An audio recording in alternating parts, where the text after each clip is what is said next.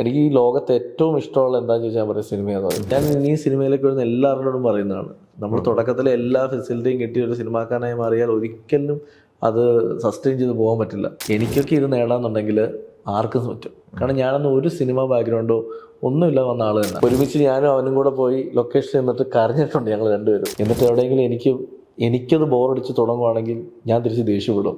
എന്ത് കഥയത്? അതിൽ ഇൻസൾട്ടിങ് ഉണ്ട്, അതിൽ സപ്പോർട്ട് ചെയ്തവരുണ്ട്, ഹെൽപ്പ് ചെയ്തവരുണ്ട്, മോട്ടിവേറ്റ് ചെയ്തവരുണ്ട്, നമ്മളൊന്നും ആവില്ല എന്ന് പറഞ്ഞ് മാറ്റി നിർത്തിയവരുണ്ട്. പക്ഷെ ഇന്ന് ഫൈനലി എന്താണെങ്കിലും സിനിമയെ സംബന്ധിച്ചും ഏതൊരു പ്രൊഫഷനെ സംബന്ധിച്ചും സക്സസിൻ്റെ ഒപ്പമാണ് ആളുകൾ നിൽക്കുന്നത്. വൺസ് സക്സസ് നമ്മുടെ ഒപ്പം വന്നാൽ ഈ പറയുന്നവരൊക്കെ കൂടെ വരും. ഞാൻ എൻ്റെ ലൈഫിൽ ഏറ്റവും കൂടുതൽ ഇപ്പോൾ എൻ്റെ അടുത്ത് ആരും വന്നിട്ട് ഏറ്റവും കൂടുതൽ കഴിക്കാൻ ആഗ്രഹിക്കുന്നത് എന്താണെന്ന് ചോദിച്ചാൽ ഞാൻ പറയും എനിക്ക് പ്രൊഫഷണൽ ഫുഡ് കഴിക്കാൻ ആഗ്രഹിക്കും. അതുകൊണ്ട് ഞാൻ പറയുന്നത് 10 വർഷമെന്നോ 15 വർഷമെന്നോ ടൈം പീരീഡ് സിനിമയിൽ ഒരു പ്രശ്നമേ അല്ല. സിനിമ സ്വപ്നം കണ്ടിട്ടുണ്ടെങ്കിൽ അത് ഉറപ്പായിട്ട് നമ്മൾ നേടിയെടുക്കണം. എൻ്റെ പൊളിറ്റിക്സ് എൻ്റെ തിരക്കഥകളിൽ വരുവാണെങ്കിൽ അന്ന് കഴിഞ്ഞു.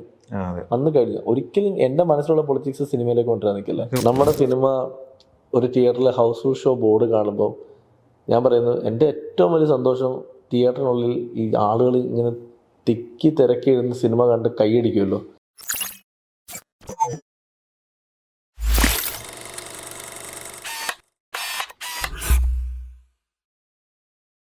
നമസ്കാരം. ഇന്ന് എൻ്റെ കൂടെ തിരക്കഥാകൃത്ത് അഭിലാഷ് പിള്ളയാണ്. സ്വാഗതം. Thank you. ചേട്ടൻ്റെ സിനിമാ ജീവിതം എന്ന് പറയുന്നത് സിനിമയെ ഇഷ്ടപ്പെടുന്ന പലർക്കും വലിയൊരു പ്രചോദനമാണ്. കാരണം കുഞ്ഞ് ജനിച്ച് 28 ദിവസം കഴിഞ്ഞിട്ട് ജോലി രാജിവെച്ച് സിനിമയിലേക്ക് ഇറങ്ങി പുറപ്പെട്ട ഒരാളാണ്.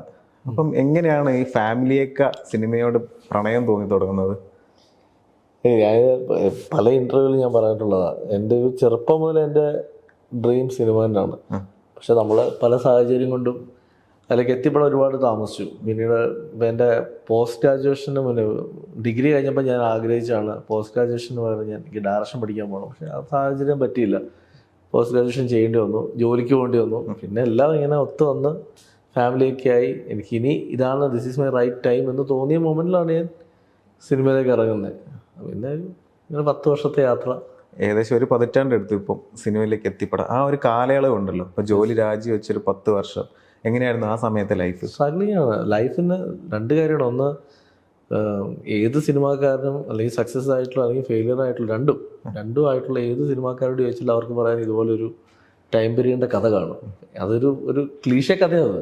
പക്ഷെ ആ ക്ലീഷേ കഥയാണ് ഏതൊരു സിനിമാക്കാരൻ്റെ ലൈഫിൽ ഓർത്തിരിക്കാൻ പറ്റുന്ന ഏറ്റവും വലിയ എക്സ്പീരിയൻസ്. അപ്പോൾ എന്നെ സംബന്ധിച്ച് എൻ്റെ ലൈഫിൽ ഏറ്റവും വലിയ എക്സ്പീരിയൻസ് ആ 10 വർഷമാണ്. സ്ട്രഗ്ലിങ്ങും പല ഇൻസൾട്ടിങ്ങും ചില എന്താ പറയുക പ്രതീക്ഷകളും പ്രതീക്ഷിച്ചിട്ട് അവിടെ നിന്ന് സിനിമ ഇല്ലാതാവുന്നൊരു മൊമെൻറ്റ്, പ്രതീക്ഷിക്കാതിരിക്കുന്ന സമയത്ത് സിനിമ വരുന്നൊരു മൊമെൻറ്റ്. ഇപ്പോൾ ഇതെല്ലാം ഞാൻ ലൈഫിൽ അനുഭവിച്ചിട്ട് ഇപ്പം എനിക്ക് എന്താ ഗുണമെന്ന് വെച്ചാൽ എനിക്കിപ്പോൾ ഒന്നിനോടും ഒരു എക്സൈറ്റ്മെൻ്റ് ഇല്ലാത്ത ആളാണ്. അങ്ങനെ ഒരു സിനിമ പെട്ടെന്ന് നമുക്ക് കൺഫേം ആയാൽ പണ്ടാണെങ്കിൽ അയ്യോ എൻ്റെ സിനിമ കൺഫേം ആയി. ഇന്നങ്ങനെയല്ല. ഇതിങ്ങനെയാണ് ഈ പ്രോസസ്സ്. അത് നടക്കും. നമ്മളിതിൻ്റെ കൂടി ഇങ്ങനെ ട്രാവൽ ചെയ്തുകൊണ്ടിരിക്കുക. അപ്പോൾ അതിലിങ്ങനെ നിൽക്കും. ഇപ്പോൾ ക്ലീഷയുടെ കാര്യം പറഞ്ഞു, ഇപ്പോൾ ഈ സിനിമകൾ കാണുമ്പോഴേ, അപ്പം ഈ സിനിമയെ സംബന്ധിച്ചുള്ള സിനിമകൾ ഇപ്പം വർഷങ്ങൾക്ക് ശേഷം, അതുപോലെ നമ്മളെ കരിക്കിൻ്റെ ഒരു വെബ് സീരീസ് ഉണ്ടായിരുന്നു, അവർ ചെയ്തിട്ടില്ല, സെബാൻ്റെ വെള്ളിയാഴ്ച. അതൊക്കെ കാണുമ്പോൾ എല്ലാവരും ക്ലീഷ എന്നൊക്കെ പറയുമ്പോഴും ഞാൻ സിനിമ ഭയങ്കരമായിട്ട് എഴുതാൻ ആഗ്രഹിക്കുന്ന ഒരാളാണ്. ആ ക്ലീഷ എനിക്ക് ഭയങ്കര ഇഷ്ടമാണ്. കാരണം അതിന് പിന്നിലെ കഷ്ടപ്പാടുകൾ എഴുത്തുകാരുടെയും ഭയങ്കരമായിട്ട് നമ്മൾ എൻജോയ് ചെയ്യുന്നത്. അത്തരം സിനിമാ സംബന്ധിയായിട്ടുള്ള സിനിമകൾ ഏതെങ്കിലും ഇൻസ്പിറേഷൻ ആയിട്ടുണ്ടോ? അല്ല, ഇപ്പം ഈ സിനിമ സംബന്ധമായ സിനിമ എന്ന് വെച്ചാൽ ഉദയനതാരം നമുക്കൊക്കെ എനിക്ക് ഭയങ്കര ഇഷ്ടപ്പെട്ട സിനിമകളാണ്. ഇപ്പം കുറച്ച് വർഷങ്ങൾക്ക് ശേഷമുള്ള സിനിമ അത് ഇഷ്ടപ്പെട്ട ഒരുപാട് പേരില്ലേ. ക്ലീഷയെന്നും അല്ലെങ്കിൽ ക്ലിഞ്ച് എന്നൊക്കെ പറയുമെങ്കിലും ഞാൻ പറയുന്നത്, ഞാനൊരു സിനിമയ്ക്ക് വേണ്ടി ചെന്നൈ പോയി ജീവിച്ച ഒരാളാണ്. എനിക്ക് സിനിമ കണ്ടപ്പോൾ അതിലെ പല സീനുകളും ഞാനോട്ട് കണക്ട് ചെയ്യാൻ പറ്റി. അല്ലെങ്കിൽ എൻ്റെ കൂടെ സിനിമ കണ്ട പലർക്കും. അപ്പോൾ ആ ക്ലീഷയും ക്ലിഞ്ചും ഒക്കെ ഇഷ്ടപ്പെടുന്നവരുണ്ട്. പിന്നെ ആഫ്റ്റർ ഓൾ ഒരു സിനിമ എന്ന് പറയുന്നത്, സിനിമ കാണുന്ന 10 പേരിൽ 10 പേരെയും ചിലപ്പോൾ തൃപ്തിപ്പെടുത്താൻ നമുക്ക് പറ്റില്ല. ഇല്ല, ഒരിക്കലും ഇല്ല. പക്ഷെ അതിലൊരു 8 പേര് അല്ലെങ്കിൽ 7 പേര് തൃപ്തിപ്പെടുമ്പോഴാണ് ആ സിനിമ ഹിറ്റാവുന്നത്. അതിൽ 5 പേർക്ക് ഇഷ്ടപ്പെടുകയും 5 പേർക്ക് ഇഷ്ടപ്പെടാതെ ഇരുന്നാൽ അതിനർത്ഥം സിനിമ മോശമെന്നല്ല, സിനിമ കാഴ്ചപ്പാടാണ്. ഞാൻ ചെയ്യുന്ന ഒരു സിനിമ എൻ്റെ അതേ കാഴ്ചപ്പാടിൽ നിൽക്കുന്ന ഒരു സംവിധായകന് അത് ഇഷ്ടപ്പെടുകയും അതേ കാഴ്ചപ്പാടിൽ നിൽക്കുന്ന ഒരു ആർട്ടിസ്റ്റുകൾക്ക് അത് ഇഷ്ടപ്പെടുകയും നിർമ്മാതാവ് വരികയും പിന്നീട് അതൊരു സിനിമയായി മാറുമ്പോൾ ആ കാഴ്ചപ്പാടിനൊത്ത് പ്രേക്ഷകർ നിന്നാൽ മാത്രമേ സിനിമ വിജയിക്കത്തുള്ളൂ. അതേ സ്ഥാനത്ത് ഇപ്പം ഞാനൊരു സിനിമ ചെയ്യുന്നു. ഇപ്പോൾ മാളിയപ്പുറം ഒരു സിനിമ ചെയ്തു. മാളിയപ്പുറം ഇവിടെ വലിയ ഹിറ്റാകുമ്പോൾ ആ സിനിമയുടെ കണ്ടന്റും ആ സിനിമയും ഇവിടുത്തെ പല ആളുകളായിട്ടും ഒത്തുപോയി, അവരുടെ കൺസെപ്റ്റോട് ഒത്തുപോയി. അതേ സ്ഥാനത്ത് ഞാൻ പറയുന്നത് ഇപ്പോൾ മാളിപ്പുറം മാറ്റി വെച്ച് ഇവിടെ ഫെയിലിയർ ആയ ഒരു സിനിമ എടുക്കാം. ഞാൻ പറയുന്നത് അത് ചിലപ്പോൾ ആ സിനിമ എനിക്ക് ഇഷ്ടപ്പെട്ടായിരിക്കും. ഇവിടെ എത്രയോ ഫ്ലോപ്പ് സിനിമ എനിക്ക് ഇഷ്ടപ്പെട്ടിട്ടുണ്ട്. ചിലപ്പോൾ അത് എനിക്ക് ഇഷ്ടമുള്ള സിനിമകളുമായി ചിലപ്പോൾ അതിന് ചിലപ്പോൾ റിലേഷൻഷിപ്പ് കാണും. അപ്പം ഞാൻ പറയുന്നത് വെച്ചാൽ എൻ്റെ കാഴ്ചപ്പാട് ഒത്തുവയ്ക്കാത്തൊരു സിനിമ മോശമാവില്ല. ചിലർക്ക് ഇഷ്ടപ്പെടും, ചിലർക്ക് ഇഷ്ടപ്പെടില്ല. ആഫ്റ്റർ ഓൾ എന്തായാലും ഇതൊരു കഷ്ടപ്പാടാണ്. ഒരാളുടെ ഡ്രീം, ഒരാൾ ആഗ്രഹിച്ച് എഴുതുന്ന ഒരു കഥ, അത് ആഗ്രഹിച്ച് സംവിധാനം ചെയ്യുന്ന ഒരു സംവിധായകൻ, അതിനെ വിശ്വസിച്ച് പൈസ ഇറങ്ങുന്ന ഒരു പ്രൊഡ്യൂസർ, വിശ്വസിച്ച് വരുന്ന കുറേ ടെക്നീഷ്യൻസ്, എല്ലാവരും പ്രതീക്ഷയാണ്. ആ പ്രതീക്ഷ ഒരു വെള്ളിയാഴ്ച രാവിലത്തെ ഫസ്റ്റ് ഷോ കഴിയുമ്പോൾ വരുന്നൊരു റിസൾട്ടാണ് മുന്നോട്ടുള്ള സക്സസും ഫെയിലിയറും. എന്നെ സംബന്ധിച്ച് ഞാൻ പറയുന്നത് എടുക്കുന്ന എഫേർട്ട്, അതിൻ്റെ ഒരു ഹാർഡ് വർക്കിനുള്ള റിസൾട്ട് പ്രതീക്ഷിച്ച് ചെല്ലുമ്പോൾ പലപ്പോഴും നടക്കാതെ പോകും. ചിലപ്പോൾ ചിലത് ഫെയിലിയർ ആവും. പക്ഷേ ആ ഫെയിലിയറിൽ നിന്നാണ് നാളെ സക്സസ് ആയി മാറുന്നത്. ചിലപ്പോൾ വലിയ ഹിറ്റ് സിനിമകൾ സംവിധാനം ചെയ്യുന്ന പല സംവിധായകരുടെയും മുന്നേയുള്ള സിനിമ എടുത്തവർ ചിലപ്പോൾ അതിൽ ഒരുപാട് ഫെയിലിയേഴ്സ് കാണും, ഫ്ലോപ്പായ സിനിമകൾ കാണും. ഞാൻ അതിൽ എടുത്തു പറയും, ട്രാഫിക് സിനിമ ചെയ്ത് രാജേഷ് ചേട്ടൻ്റെ ആദ്യത്തെ സിനിമ ഒരു കൊമേഴ്ഷ്യലി ഒരു വലിയ ഹിറ്റ് അല്ലായിരുന്നു, ഹൃദയത്തിൽ സൂക്ഷിക്കുന്ന സിനിമ. പക്ഷെ അതിനുശേഷം അദ്ദേഹം കുറച്ച് നാൾ വെയിറ്റ് ചെയ്തിട്ട് വന്ന് ചെയ്ത സിനിമയാണ് ട്രാഫിക്. മലയാള സിനിമയുടെ ആ സമയം വരെയുള്ള ട്രെൻഡ് മാറ്റിയ സിനിമയാണ്, തലവരെ മാറ്റി തന്നെ പറയാം. അത്രേ ഉള്ളൂ. That's all. ഇപ്പം ഡയറക്ഷനാണ് ആഗ്രഹം എന്ന് മുന്നേ പറഞ്ഞു, ആഗ്രഹിച്ചിരുന്നതെന്ന്. അതിൽ നീ തിരക്കഥാകൃത്ത് എന്നുള്ളൊരു മോഹം ഉടലെടുക്കുന്നത് എപ്പോഴാണ്? അല്ല, സംവിധായകൻ ഞാൻ പറഞ്ഞത്, എനിക്ക് ഡയറക്ഷൻ പഠിക്കാൻ പോകാൻ ആഗ്രഹം ഉണ്ടായിരുന്നു. അതിൻ്റെ ഒപ്പം തന്നെ എനിക്ക് എഴുതാൻ ഭയങ്കര ഇഷ്ടമുള്ള ആളാണ്. ഞാൻ ഷോർട്ട് സ്റ്റോറീസൊക്കെ എഴുതി തുടങ്ങിയ എൻ്റെ ഒരു ഡിഗ്രി സമയം മുതൽ എഴുതി തുടങ്ങിയ ആളാണ്. പിന്നീട് സിനിമയിലൊക്കെ ഒരു എൻട്രി വന്നപ്പോൾ അത് എഴുത്തിലൂടെ വരാൻ പറ്റി. ഞാൻ ഇന്ന് അതിനെ ഭയങ്കരമായി ഫോക്കസ് ചെയ്യുന്ന ആളാണ്. സ്ക്രിപ്റ്റിനെ ഞാൻ ഇതിന് മുന്നേയും പറഞ്ഞിട്ടുണ്ട്, എല്ലാ സിനിമകളും ഉണ്ടാവുന്നത് ഒരു എഴുത്തുകാരൻ്റെ പേനയുടെ മുമ്പിൽ നിന്നാണ്, അയാളുടെ ഒരു ചിന്തയിൽ നിന്നാണ് ഏതൊരു സിനിമ ഉണ്ടാകുന്നത്. ഒരു കുട്ടി ജനിക്കുന്ന പോലെയാണ് ഒരു സിനിമയും. അയാളുടെ സ്വാതന്ത്ര്യമാണ് സിനിമ. തീർച്ചയായിട്ടും അയാൾ കാണുന്ന, അയാളുടെ വിഷനിൽ കണ്ട സിനിമയെ ഒരു തിരക്കഥയാക്കി മാറ്റുന്നു, സംഭാഷണങ്ങൾ ആഡ് ചെയ്യുന്നു, അതിനൊരു മുഴുവൻ സ്ക്രിപ്റ്റാക്കി മാറുമ്പോൾ അങ്ങനെയാണ് ഒരു സിനിമ ഉണ്ടാകുന്നത്. അതിനുശേഷമാണ് ഈ പറയുന്ന ബാക്കിയുള്ള എല്ലാവരും ജോയിൻ ചെയ്യുന്നത്. അപ്പോൾ എന്നെ സംബന്ധിച്ച് ഞാൻ ആസ് എ റൈറ്റർ ഞാൻ പറയുകയാണെങ്കിൽ, ഞാൻ പറഞ്ഞത് ഒരു സിനിമ ആദ്യം കാണുന്നത് റൈറ്ററാണ്. ഈ സിനിമ എങ്ങനെ ആയിരിക്കും ഇതിൻ്റെ ഔട്ട്. അപ്പം ഞാൻ ചെയ്തിട്ടുള്ള എൻ്റെ 5 സിനിമകളുടെയും ഔട്ട് ഞാൻ എഴുതുന്ന സമയത്ത് കണ്ടിട്ടുണ്ട്. ആ ഔട്ട് തന്നെയാണ് ഈ സിനിമ പിന്നീട് എനിക്ക് തിയേറ്ററിൽ കാണാൻ പറ്റുമ്പോഴും ഞാൻ കണ്ട സിനിമ ഇതാണല്ലോ എന്ന് എനിക്ക് ഈ 5 സിനിമകൾ എനിക്ക് പറയാൻ പറ്റും. നാളെ അത് അങ്ങനെയാണ് സംഭവിക്കുമായിരിക്കും. അപ്പം എന്നെ സംബന്ധിച്ച് നാളെ ഞാൻ സംവിധാനം ചെയ്യുമ്പോൾ ഞാൻ കണ്ട സിനിമ എനിക്ക് കുറച്ചും കൂടെ പ്രഷറിലേക്ക് എത്തിക്കാൻ പറ്റും. കാരണം അത് എനിക്കിനി ഒരാളുടെ അടുത്ത് കമ്മ്യൂണിക്കേറ്റ് ചെയ്യേണ്ട, ഞാൻ കണ്ട സ്വപ്നം എനിക്ക് തന്നെ വിഷ്വലി ചെയ്യാൻ പറ്റും. അപ്പം അതുകൊണ്ട് ഞാൻ സംവിധാനം ഭയങ്കര ഇഷ്ടപ്പെടുന്നുണ്ട്. ഉറപ്പായിട്ട് ഞാൻ ഈ വർഷം ലാസ്റ്റ് അടുത്ത കൊല്ലം അത് ചെയ്യുകയും ചെയ്യും. അതിൻ്റെ ഒരു പണികൾ നടന്നുകൊണ്ടിരിക്കുന്നുണ്ട്. അത് പറഞ്ഞപ്പോൾ ഓർമ്മ വന്നു, പൃഥ്വിരാജൻ ഒരിക്കൽ പറഞ്ഞിട്ടുണ്ട്, മുരളി ഗോപി എഴുതുന്ന സിനിമകൾ സംവിധായകർക്ക് അതേ ഒരു ഇൻറ്റൻസോടെ അവതരിപ്പിക്കാൻ പറ്റാറില്ല. അല്ല, അത് ഞാൻ പറയുന്നത് അത് 90% സിനിമകളും അങ്ങനെയാണ്. എഴുത്തുകാരൻ മനസ്സിൽ കണ്ട സിനിമയെ ചിലപ്പോൾ അതിനെ മുകളിൽ എത്തിക്കുന്ന സംവിധായകരുണ്ട്, അതുകൊണ്ട് വളരെ കുറവായിരിക്കും. പക്ഷേ സംവിധായകൻ മറ്റൊരു വ്യൂ പോയിന്റിലായി ഈ സിനിമയെ കാണുന്നത്. അത് എന്തൊക്കെ പറഞ്ഞാലും അൾട്ടിമേറ്റ്ലി ഫൈനലി സിനിമ സംവിധായകൻ്റെ സ്വാതന്ത്ര്യമാണ്, എൻ്റെ വിഷ്വൽ എന്ന് പറയുന്നത്. പക്ഷെ ഞാൻ പറയുന്നു, എഴുത്തുകാരൻ കണ്ട സിനിമയുടെ 100% എത്തിക്കാൻ ഒരു സംവിധാനം പറ്റിയിട്ടുണ്ടോ എന്നെനിക്കറിയില്ല. പക്ഷെ ഒരു എഴുത്തുകാരൻ തന്നെ സംവിധാനമായി മാറുമ്പോൾ അയാൾക്കത് എത്തിക്കാൻ പറ്റും. കാരണം എന്ന് വെച്ചാൽ അയാൾക്ക് മനസ്സിൽ കാണും ഓരോ സീനും എന്താണ്, ഇത് ഏത് റേഞ്ചിലേക്ക് എത്തിക്കണം എന്ന് അയാൾക്കറിയാം. അപ്പം എനിക്ക് തോന്നുന്നു, ഇപ്പം ഞാനതിൽ ഏറ്റവും ഉദാഹരണം പറയാം, അയ്യപ്പനും കോശി എന്നുള്ള സിനിമ സച്ചിയേട്ടൻ എഴുതി, സച്ചിയേട്ടൻ സംവിധാനം ചെയ്തപ്പോൾ അത് അത്രയും ഒരു, അത് മറ്റേത് സംവിധാനം ചെയ്താലും അത് അത്രയും ഭംഗിയാവില്ലെന്ന് എനിക്ക് ഉറപ്പുണ്ട്. പിന്നെ ഭരതൻ സാർ, പത്മരാജൻ, തീർച്ചയായിട്ടും. അപ്പം ഞാൻ പറയുന്നത് എഴുത്തുകാരൻ സംവിധാനമായി മാറുന്നത് തെറ്റൊന്നുമല്ല. അത് ശരിക്കും പറഞ്ഞാൽ അതൊരു കംപ്ലീറ്റ് മൂവി ആയിരിക്കും അത്. ലോയി സാറിനെ എനിക്ക് അതിൽ ഭയങ്കര ഇഷ്ടപ്പെട്ട, ഞാൻ ഇൻസ്പയർ ചെയ്യുന്നൊരു റൈറ്റർ ഡയറക്ടറാണ് ലോഹിദാസ് സാർ. അദ്ദേഹത്തിൻ്റെ സിനിമകൾ കാണുമ്പോൾ അറിയാൻ പറ്റും. അദ്ദേഹത്തിൻ്റെ എല്ലാ കഥകളും, മുന്നേ സിബി സാർ ചെയ്ത പടങ്ങളും എല്ലാം ഈ മനുഷ്യരുടെ പച്ചയായ ജീവിതം നമുക്ക് കാണിച്ചു തന്നെ. അദ്ദേഹം സംവിധാനം ചെയ്തപ്പം അത് കുറച്ചും കൂടെ ഡീപ്പായിട്ട് നമുക്ക് കാണിച്ചു തന്നിട്ടുണ്ട്. അതിൽ ഏറ്റവും ഞാൻ എടുത്തു പറഞ്ഞ സിനിമയാണ് ജോക്കർ. സർക്കസ് കൂടാരത്തിലെ ജീവിതം ഇത്രയും ഭംഗിയായിട്ട് കാണിച്ചേക്കുന്നത് അദ്ദേഹത്തിൻ്റെ സിനിമയിലാണ്. അത് എൻ്റെ ഏറ്റവും ഫേവറേറ്റ് 5 പടം പറയാൻ അതിലൊരു സിനിമയാണ്. ഞാൻ ചോദിക്കാനിരിക്കുകയായിരുന്നു, ഏറ്റവും പ്രചോദനമായിട്ടുള്ള എഴുത്തുകാരനായിരുന്നു ഇപ്പോൾ ഉത്തരം ലോയി സാർ. ഞാൻ എല്ലാ ഇൻ്റർവ്യൂവിലും പറയുന്ന കാര്യമാണ്, ഞാൻ ഇന്നും ഒരു സിനിമ എഴുതുമ്പോഴോ ഒരു സിനിമയ്ക്ക് വേണ്ടി ഞാൻ ആലോചിക്കുമ്പോഴോ ഞാൻ വായിക്കുന്ന പുസ്തകങ്ങൾ അദ്ദേഹത്തിൻ്റെ തിരക്കഥകളാണ്. ഞാൻ വായിച്ച തിരക്കഥകൾ വീണ്ടും വീണ്ടും ഞാൻ വായിക്കുന്നത് അദ്ദേഹത്തിൻ്റെയാണ്. ഞാൻ ഭയങ്കര ഹാർഡ് കോർ. ഞാൻ അദ്ദേഹത്തിൻ്റെ സിനിമകൾ ഇപ്പം എനിക്കൊരു ഭയങ്കര ഒരു വിഷമം വരുമ്പോൾ, അല്ലെങ്കിൽ എനിക്ക് എവിടെയെങ്കിലും ഒരു എഴുത്തിന് എവിടെയെങ്കിലും ഒരു ബ്ലോക്ക് വരുമ്പോൾ, ഞാൻ അപ്പം തന്നെ ഏതെങ്കിലും ലോയി സാറിൻ്റെ സിനിമകൾ എടുത്ത് വെച്ച് ഞാൻ കാണും. എനിക്കത് ഭയങ്കര ഇൻസ്പിറേഷൻ ആയി. അതേപോലെ തന്നെ ഒരുപാട് ഫൺ സിനിമാസ് മലയാളത്തിൽ വന്നേക്കുന്ന ഫൺ സിനിമാസ് ആയിരുന്നു ഞാൻ കാണും. അപ്പോൾ എനിക്ക് സിനിമ തന്നെയാണ് നമ്മളെ ഹീൽ ചെയ്യുന്നത് പല കാര്യങ്ങളും. എനിക്കൊരു മെൻ്റലി ഞാൻ ഡിസ്റ്റർബ്ഡ് ആവുന്ന മൊമെൻറ്റിൽ സിനിമ തന്നെയാണ് എനിക്കത് മാറ്റിത്തരുന്നത്. ഞാൻ സിനിമ തന്നെ കാണത്തുള്ളൂ. അത് ഇപ്പം എനിക്ക് തോന്നുന്നത് എൻ്റെ സുഹൃത്തുക്കൾ എന്ന് പറയുന്ന പോലെയാണ് ഞാൻ സിനിമയെ കാണുന്നത്. എനിക്കൊരു സുഹൃത്ത് പറഞ്ഞു തരുന്ന പോലെ എനിക്ക് സിനിമ കണ്ടുകൊണ്ടിരിക്കുമ്പോൾ ഇത് ഓക്കെ ആവും, ഇത് ശരിയാവും എന്ന് എനിക്ക് ഫീൽ കിട്ടുന്ന സിനിമ കാണുമ്പോഴാണ്. അപ്പോൾ അതിൽ ഞാൻ എടുത്തു പറയുന്നത് ലോയ്സന്റെ സിനിമ. അമരത്തിൻ്റെ ഒക്കെ തിരക്കഥ ഇങ്ങനെ വായിക്കുമ്പം നേരം വെളുക്കുന്നു, ഒരറിയൻ കടന്നു വരുന്നു, അങ്ങനെ എഴുതി വെച്ചിട്ടുള്ളൂ. പക്ഷെ അത് ആ സിനിമയിലേക്ക് വരുമ്പോൾ ഡെപ്ത് ഭയങ്കരമാണ്. കസ്തൂരിമാൻ, അങ്ങനെ അദ്ദേഹത്തിന് ഏത് തിരക്കഥകൾ ഇപ്പോൾ പുസ്തകമാണ് പബ്ലിഷ് ചെയ്യുന്ന ഏത് തിരക്കഥകൾ വായിച്ചാലും നമ്മളെ സിനിമ കണ്ടേക്കുന്നുണ്ടായാലും നമുക്കത് മനസ്സിലാവും, ഇങ്ങനെ ഇങ്ങനെ ഇങ്ങനെ ഡീറ്റെയിലിങ്. അതെ അതെ. ഇപ്പം ഒരുപാട് സമയം സിനിമയ്ക്ക് പുറകെ നടന്നു, ഇപ്പോൾ ഒരുപാട് തിക്താനുഭവങ്ങളും ഉണ്ടായിട്ടുണ്ടാവും. അത്തരത്തിൽ ആ സമയത്ത് വിഷമം തോന്നി പിന്നീട് പ്രചോദനമായിട്ടുള്ള എന്തെങ്കിലും അനുഭവം ഉണ്ടായിട്ടുണ്ടോ? അല്ല, ഞാൻ പറയും നമ്മൾ ഈ സിനിമയ്ക്ക് വേണ്ടി നടന്ന സമയത്ത് നമുക്കുണ്ടായേക്കുന്ന അനുഭവങ്ങൾ തന്നെയാണ് ഇന്ന് സ്ട്രോങ് ആയിട്ട് നമ്മളെ മുന്നോട്ട് നിൽക്കാൻ നമുക്ക് ഹെൽപ്പ് ചെയ്യുന്നത്. അതിന് ഇൻസൾട്ടിങ് ഉണ്ട്, അതിൽ സപ്പോർട്ട് ചെയ്തവരുണ്ട്, ഹെൽപ്പ് ചെയ്തവരുണ്ട്, മോട്ടിവേറ്റ് ചെയ്തവരുണ്ട്, നമ്മളൊന്നും ആവില്ല എന്ന് പറഞ്ഞ് മാറ്റി നിർത്തിയവരുണ്ട്. പക്ഷെ ഇന്ന് ഫൈനലി എന്താണെങ്കിലും സിനിമയെ സംബന്ധിച്ചും ഏതൊരു പ്രൊഫഷനെ സംബന്ധിച്ചും സക്സസിൻ്റെ ഒപ്പമാണ് ആളുകൾ നിൽക്കുന്നത്. വൺസ് സക്സസ് നമ്മുടെ ഒപ്പം വന്നാൽ ഈ പറയുന്നവരൊക്കെ കൂടെ വരും.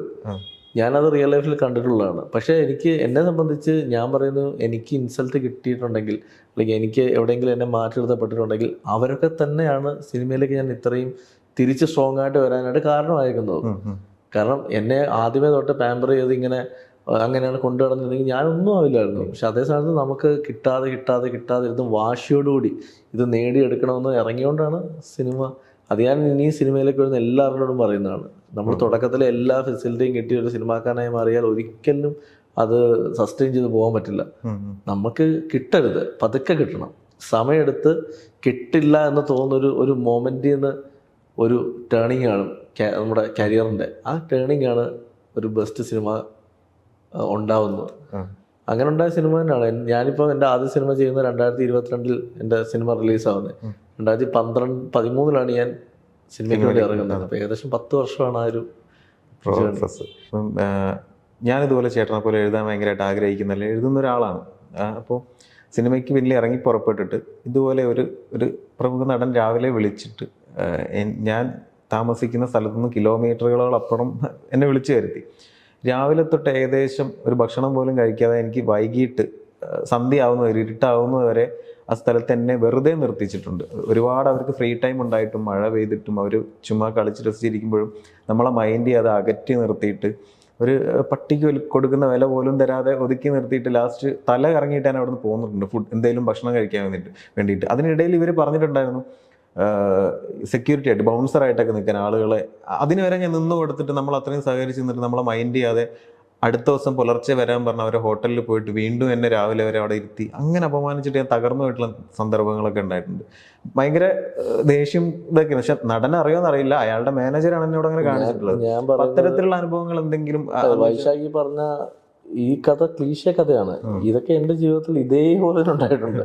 പക്ഷെ ഞാൻ പറയുന്നത് ഇത് നമ്മുടെ മാത്രം പ്രശ്നമാണ്. നമ്മളവിടെ പോയി നിന്നു, നമ്മുടെ സമയം പോയി, അവർ കണ്ടില്ല എന്ന് പറയുന്നത് നമ്മളുടെ മാത്രം വിഷമം, ഒരിക്കലും അവരുടെ വിഷമമല്ല. ഇനി അവരുടെ സൈഡിൽ നിന്ന് നമ്മൾ ആലോചിച്ച് നോക്കണം. ചിലപ്പം ഈ പറയുന്ന നടനെന്ന് അറിഞ്ഞിട്ടില്ലായിരിക്കാം, അപ്പം അദ്ദേഹത്തിൻ്റെ കൂടെ വന്നവരായിരിക്കും പറഞ്ഞാൽ നമുക്ക് കേൾപ്പിക്കാൻ പറഞ്ഞത്. പക്ഷേ എന്താ പ്രശ്നം വെച്ചാൽ നമ്മൾ അവരെ ഇപ്പം എന്തുകൊണ്ട് അങ്ങനെ സംഭവിച്ചു എന്നിപ്പോൾ ഞാൻ പലപ്പോഴും ചിന്തിച്ചിട്ടുണ്ട്. ചിലപ്പോൾ അവർക്ക് തിരക്കാവാം ആ സമയം, നമുക്കാണ് നമ്മുടെ ആവശ്യം. അവരെ സംബന്ധിച്ച് അവർ കാണുന്ന 100 എഴുത്തുകാരിൽ ഒരാൾ മാത്രമാണ് ഞാനും വൈശാഖും ഒക്കെ. ഞാനാണ് കുറച്ച് മുന്നേ പറഞ്ഞത്, ഈ സക്സസ് വന്നു കഴിയുമ്പോൾ ഇതൊക്കെ മാറും. ഒരു സിനിമ ചെയ്ത് അല്ലെങ്കിൽ നമ്മൾ എന്താന്ന് പ്രൂവ് ചെയ്ത് കഴിഞ്ഞാൽ ഉറപ്പായിട്ട് ഇതൊക്കെ മാറും. ഇപ്പം വൈശാഖ് പറഞ്ഞാൽ ഇതേ നടൻ തന്നെ നാളെ വൈശാഖിനെ വിളിച്ച് കഥ കേൾക്കും, വൈശാഖിൻ്റെ സിനിമകൾ ചെയ്യും. നമ്മൾ ഇത് അനുഭവിച്ചേക്കുന്ന ആദ്യത്തെ ആൾ ഞാനോ വൈശാഖോ അല്ലെങ്കിൽ നമ്മുടെ ഒപ്പം നിൽക്കുന്ന ഇന്നത്തെ ജനറേഷൻ അല്ല. സിനിമ തുടങ്ങിയ കാലം മുതൽ അങ്ങനെ തന്നെയാണ്. ഒരു സിനിമയിലേക്ക് എത്തിപ്പെടുക എന്ന് പറയുന്ന ഒരു പ്രോസസ്സ് എന്ന് പറയുന്നത് ചെറുതല്ല. ലൊക്കേഷനിൽ പോയി രാവിലെ മുതൽ വൈകിട്ട് വരെ ആഹാരം കഴിക്കാതെ തലകറങ്ങിയിട്ടുള്ള അനുഭവം എനിക്കുണ്ട്.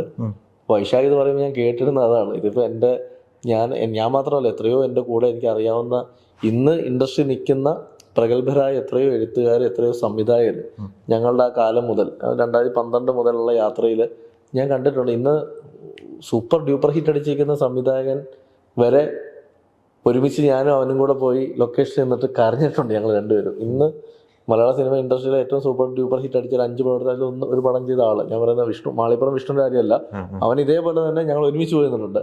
ഞാൻ പറഞ്ഞത് അതല്ലാതെ ഞങ്ങൾക്കൊപ്പം തന്നെ ഇറങ്ങിയ മറ്റൊരു സിനിമ ഒരു വലിയ ഹിറ്റായിരുന്നു. ആ സംവിധാനം ഇതേപോലെ ഇന്ന് കരഞ്ഞിട്ടുണ്ട്. അപ്പോൾ ഇതെല്ലാവരുടെ ലൈഫിലുള്ളതാണ്. ഇതിൻ്റെയൊക്കെ അവസാനം സിനിമ നമ്മളിലേക്ക് വന്നൊരു വെള്ളിയാഴ്ച രാവിലെ റിലീസ് ചെയ്ത് ആ സിനിമ പ്രേക്ഷകർ 2 കൈ നീട്ടി സ്വീകരിക്കുമ്പോൾ കിട്ടുന്ന ഒരു സന്തോഷമുണ്ടല്ലോ, അന്നേരം ഈ വിഷമമൊക്കെ മാറും, ഈ വേദനയൊക്കെ മാറുന്നൊരു മൊമെൻ്റ് അതാണ്. ചേട്ടൻ്റെ തന്നെ ലൈഫ് എനിക്ക് വലിയ പ്രചോദനമായിട്ടുണ്ട് പലപ്പോഴും. കാരണം ഞാൻ ഇങ്ങനെ എന്തെങ്കിലും അനുഭവം ഉണ്ടെങ്കിൽ ഞാൻ പെട്ടെന്ന് ഡെസ്പ് ആവും, ഡൗൺ ആവും, എനിക്ക് പിന്നീട് മുന്നോട്ട് പോകാൻ ഭയങ്കര പാടാണ്. പക്ഷേ ചേട്ടൻ്റെ ഓരോ ഇൻ്റർവ്യൂസും മറ്റൊക്കെ കാണുമ്പോൾ അനുഭവങ്ങൾ കേൾക്കുമ്പോൾ വലിയ പ്രചോദനമായിരുന്നു. ഞാൻ എൻ്റെ എല്ലാ ഇൻ്റർവ്യൂവിൽ ഇത് പറയുമ്പം, അപ്പോൾ ഞാൻ എൻ്റെ ഒരു 10 ഇൻ്റർവ്യൂ എടുത്ത് നോക്കിയാൽ 10 ഇൻ്റർവ്യൂവിൽ ഞാൻ ചിലപ്പോൾ ഇതേ വിഷയം പറയുന്നുണ്ടായിരിക്കും. അപ്പോൾ എൻ്റെ അടുത്ത് എൻ്റെ ഭാര്യ പറയാറുണ്ട്, ഇനി പോകുന്ന ഇൻ്റർവ്യൂവിലൊക്കെ ഒന്ന് മാറ്റി പറയണം കേട്ടോ, ഇത് കേട്ട് ഞാൻ പറഞ്ഞു, ഇത് കേട്ട് നിനക്ക് ചിലപ്പം അല്ലെങ്കിൽ ഈ സിനിമയുടെ അത്ര അറ്റാച്ച്ഡ് ആയിട്ട് നിൽക്കാത്തവർക്ക് ചിലപ്പോൾ ഇത് ക്ലീഷായിട്ട് തോന്നും. പക്ഷേ സിനിമ സ്വപ്നം കണ്ടു കിടക്കുന്ന ഓരോ ആളുകൾക്കും അത് ചിലപ്പം ഒരു ഇൻസ്പിറേഷൻ ആയിരിക്കും. അതുകൊണ്ട് ഞാൻ പറയുന്നത് 10 വർഷമെന്നോ 15 വർഷമെന്നോ ടൈം പീരീഡ് സിനിമയിൽ ഒരു പ്രശ്നമേ അല്ല. സിനിമ സ്വപ്നം കണ്ടിട്ടുണ്ടെങ്കിൽ അത് ഉറപ്പായിട്ട് നമ്മൾ നേടിയെടുക്കണം. തീർച്ചയായും. അപ്പം ജീവിതത്തിൽ ആദ്യമായിട്ട് എഴുതി തുടങ്ങുന്ന പൂർത്തിയാക്കുന്ന തിരക്കഥ ഏതാ? കടാവറാണ്. കംപ്ലീറ്റ് അല്ല, കടാവറിന് മുന്നേ ഞാൻ മറ്റൊരു സ്ക്രിപ്റ്റ് കംപ്ലീറ്റ് ചെയ്തിട്ടുണ്ടായിരുന്നു. ഞാൻ ചെയ്തിട്ടുള്ളത് ഇപ്പോഴും, പക്ഷെ അതിൻ്റെ ഒരു ഡ്രീം പ്രോജക്റ്റാണ് ഞാൻ ഇന്നും മാറ്റി വെച്ചേക്കുന്നത്. അത് ഞാൻ ചെയ്യും, 2025 അത് സംഭവിക്കും. അതിനുശേഷം കടാവറാണ് ഫസ്റ്റ് കംപ്ലീറ്റ് ചെയ്യുന്നത്.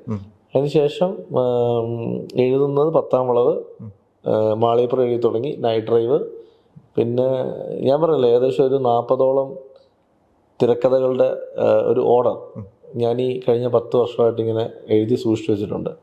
അതിൽ ഓരോന്നോരോന്നായിട്ട് ഞാനിങ്ങനെ ചെയ്തുകൊണ്ടിരിക്കുകയാണ്. അതിൽ ഏതൊക്കെയാണ് നാളെ സംഭവിക്കുന്നത് അറിയില്ല. പുതിയ കഥകൾ ഞാൻ സെർച്ച് ചെയ്യുന്നുണ്ട്, പുതിയ കഥകൾ നമ്മൾ ഉണ്ടാക്കാൻ ശ്രമിക്കുന്നുണ്ട്.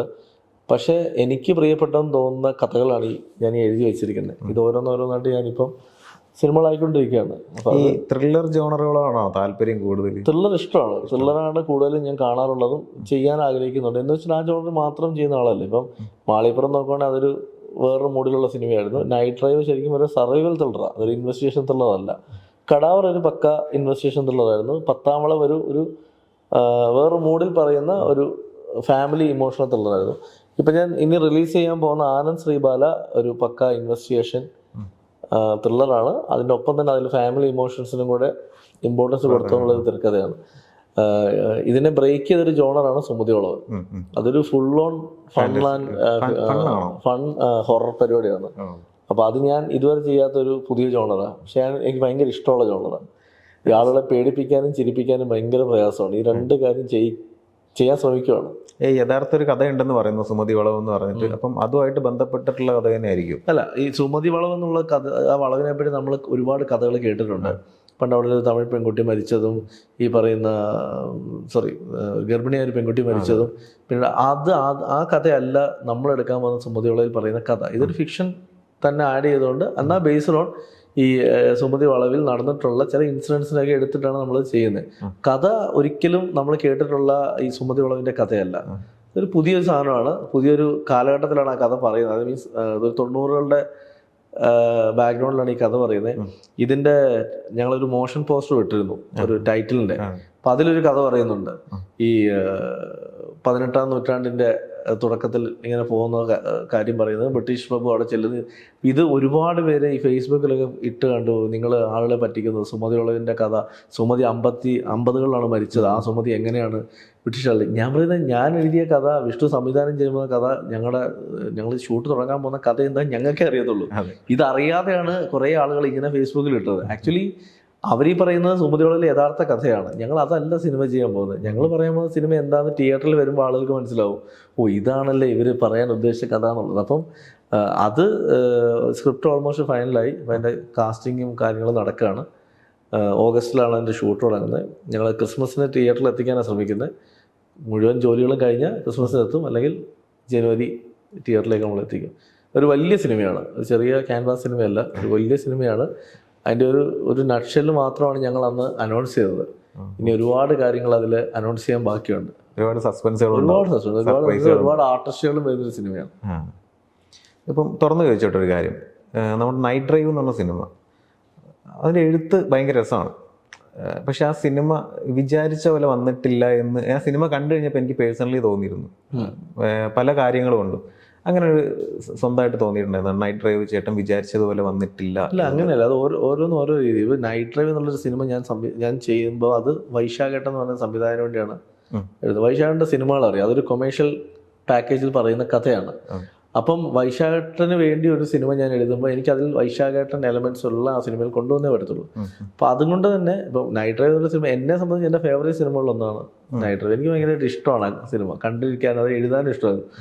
പക്ഷെ കോവിഡിൻ്റെ സമയത്ത് അത് ഇറങ്ങിയോണ്ടും ഈ പറയുന്ന പോലെ വിചാരിച്ച പോലെ ഒരു വലിയ വിജയം തിയേറ്ററിൽ അതിന് കിട്ടിയില്ല. എന്നാൽ നെറ്റ്ഫ്ലിക്സിൽ ഇറങ്ങിയപ്പോൾ നെറ്റ്ഫ്ലിക്സിൽ ഏകദേശം 8-9 രാജ്യങ്ങളടക്കത് ട്രെൻഡിങ്ങിലായിരുന്നു. 3-4 മാസമാണ് ട്രെൻഡിങ്ങിലാണ്. ഞാൻ ഇന്നും എനിക്ക് കേരളത്തിന് പുറത്തു പോയാൽ മാളികപ്പുറത്തിൻ്റെ പേരിലല്ല എന്നോട് സംസാരിക്കുന്നത്. എന്ത് പറയും, നൈറ്റ് ഡ്രൈവ് കണ്ടു, അത് ഭയങ്കര രസമാണ്. അതായത് ഔട്ട്സൈഡ് മലയാളീസ് ഒരുപാട് പേര് ആ സിനിമ കണ്ടിട്ട് ഭയങ്കര ഇഷ്ടപ്പെടുന്നുണ്ട്. അതിൻ്റെ ഹിന്ദി റീമേക്ക് റൈസ് വീനസ് വാങ്ങിച്ചു, ഒരു ഹിന്ദിയിൽ അത് റീമേക്ക് ചെയ്യാൻ പോവാണ്. അപ്പം പക്ഷെ ഞാൻ പറയുന്നു, നൈറ്റ് ഡ്രൈവ് സിനിമ കോവിഡ് സമയത്ത് ഷൂട്ട് ചെയ്തുകൊണ്ട് തന്നെ നമ്മൾ വിചാരിച്ച ഒരു ക്യാൻവാസിൽ അത് ചെയ്യാൻ പറ്റില്ല. അതിൻ്റെ ഒരു ക്യാൻവാസ് അതല്ലായിരുന്നു, അത് കുറച്ചുകൂടി വലിയ ക്യാൻവാസ് ആയിരുന്നു. അപ്പോൾ അത് ചെയ്യാൻ പറ്റിയിട്ടില്ല. 100% ഞാനത് അക്സെപ്റ്റ് ചെയ്യുന്ന ആളാണ്. പക്ഷേ അത് ഇഷ്ടപ്പെടുന്ന ഒരുപാട് പേരുണ്ട്. അവർ എനിക്ക് മെസ്സേജ് ചെയ്യുമ്പോൾ എനിക്ക് സന്തോഷമാകും. കുഴപ്പമില്ല, ഇഷ്ടപ്പെടുന്നവരുണ്ട്. ഞാൻ കുറച്ച് മുന്നേ പറഞ്ഞ പോലെയാണ്, കാഴ്ചപ്പാടാണ്. അപ്പോൾ നൈറ്റ് ഡ്രൈവ് ഇഷ്ടപ്പെടാത്ത ആളുകളുണ്ട്, ഒരുപാട് പേരുണ്ട്. മാളികപ്പുറം ഇഷ്ടപ്പെടാത്ത എത്രയോ പേരുണ്ട്. അപ്പം ഞാൻ പറഞ്ഞ അത് കാഴ്ചപ്പാടാണ്. അതിനൊരിക്കലും എനിക്ക് പോയിട്ട് അവരോട് പറയാൻ പറ്റില്ല എൻ്റെ സിനിമ എന്തുകൊണ്ട് നിങ്ങൾ ഇഷ്ടപ്പെടുന്നില്ല. ഒരിക്കലും അല്ല, അതൊരിക്കലും പറയാൻ പറ്റില്ല. ഇപ്പം നാളെ ഞാൻ ചെയ്യുന്ന ഒരു സിനിമ ചിലപ്പോൾ എൻ്റെ വീട്ടിൽ എൻ്റെ അച്ഛനും അമ്മയ്ക്ക് ഇഷ്ടപ്പെടാതിരിക്കാം. അത് ചിലപ്പോൾ അവരുടെ ടേസ്റ്റുമായിട്ട് ഒത്തുപോകാത്തൊരു സിനിമയായിരിക്കും. പത്താംവളവ് ഈ പറഞ്ഞ പോലെ തന്നെയായിരുന്നു, ഭയങ്കര രസമായിരുന്നു ത്രെഡും. പത്താംവളവ് ഞാൻ പറയുന്നത് എൻ്റെ എഴുത്തുകളിൽ എനിക്ക് ഏറ്റവും ഞാൻ ഇന്നും പ്രിയപ്പെട്ട എഴുത്ത് പത്താംവളവാണ്. കാരണം അതിൻ്റെ ഇമോഷൻ വേറെയാണ്. ഒരു അച്ഛൻ മകൾ മരിച്ച ശേഷം അച്ഛൻ്റെ റിവെഞ്ച്, അത് റിയൽ സ്റ്റോറിയാണ്.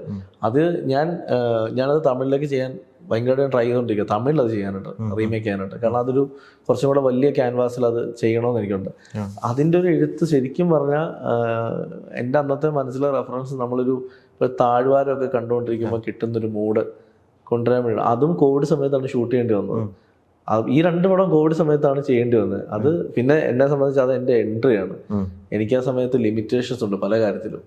ഇന്നത്തെ പോലെ എനിക്ക് വാശി പിടിക്കാൻ പറ്റില്ല ഇതിങ്ങനെയാണെന്നുള്ളത്. പക്ഷേ ഞാൻ ഹാപ്പിയാണ് അതിൽ. എനിക്കതിൽ റിസൾട്ട് എന്ന് പറയുന്നത് സെക്കൻഡ് കാര്യമാണ്. നമ്മളുടെ ഒരു സെൽഫ് സാറ്റിസ്ഫാക്ഷൻ ഉണ്ട് ഒരു സിനിമ കാണുമ്പോൾ. അത് എനിക്ക് തീർച്ചയായിട്ടും ഒരു എഴുത്താണെന്ന് ഇതിൽ ഈ 2 പടത്തിന് കിട്ടിയിട്ടുണ്ട്. ഈ 2 പടത്തിന് മുകളിൽ എനിക്കത് കിട്ടിയോണ്ടാവാം അതിനുശേഷം വന്ന മാളികപ്പുറം കുറച്ചും കൂടെ എനിക്ക് കൊമേഴ്ഷ്യലി എനിക്കൊരു വലിയ വിജയമായി കിട്ടിയത്. ഇനിയും വരുന്ന സിനിമകളൊക്കെ ഞാൻ കാണുന്ന മാളികപ്പുറത്തിൻ്റെ മുകളിലേക്ക് ഇത് എങ്ങനെ എത്തിക്കാൻ പറ്റും, അങ്ങനെയാണ് ഇപ്പം വർക്ക് ചെയ്തുകൊണ്ടിരിക്കുന്നത്. ജീവിതം മാറ്റിമറിച്ച മാളികപ്പുറമാണ്. തീർച്ചയായിട്ടും മാളികപ്പുറം സംഭവിക്കുന്ന യാഥാർത്ഥ്യമാണ് എങ്ങനെ എഴുത്തു നിന്നും ഒരു സിനിമയിലേക്ക് എത്തിപ്പെടുന്നത്. മാളികപ്പുറം 2019 അതിൻ്റെ ഒരു ബേസ് എലമെൻറ്റും കാര്യങ്ങളൊക്കെ തുടങ്ങുന്നത്, എഴുത്തും കാര്യങ്ങളൊക്കെ. പിന്നെ കോവിഡ് വന്നു. കോവിഡ് സമയത്ത് നമ്മുടെ ഷൂട്ടുകളൊക്കെ നിൽക്കുന്നു.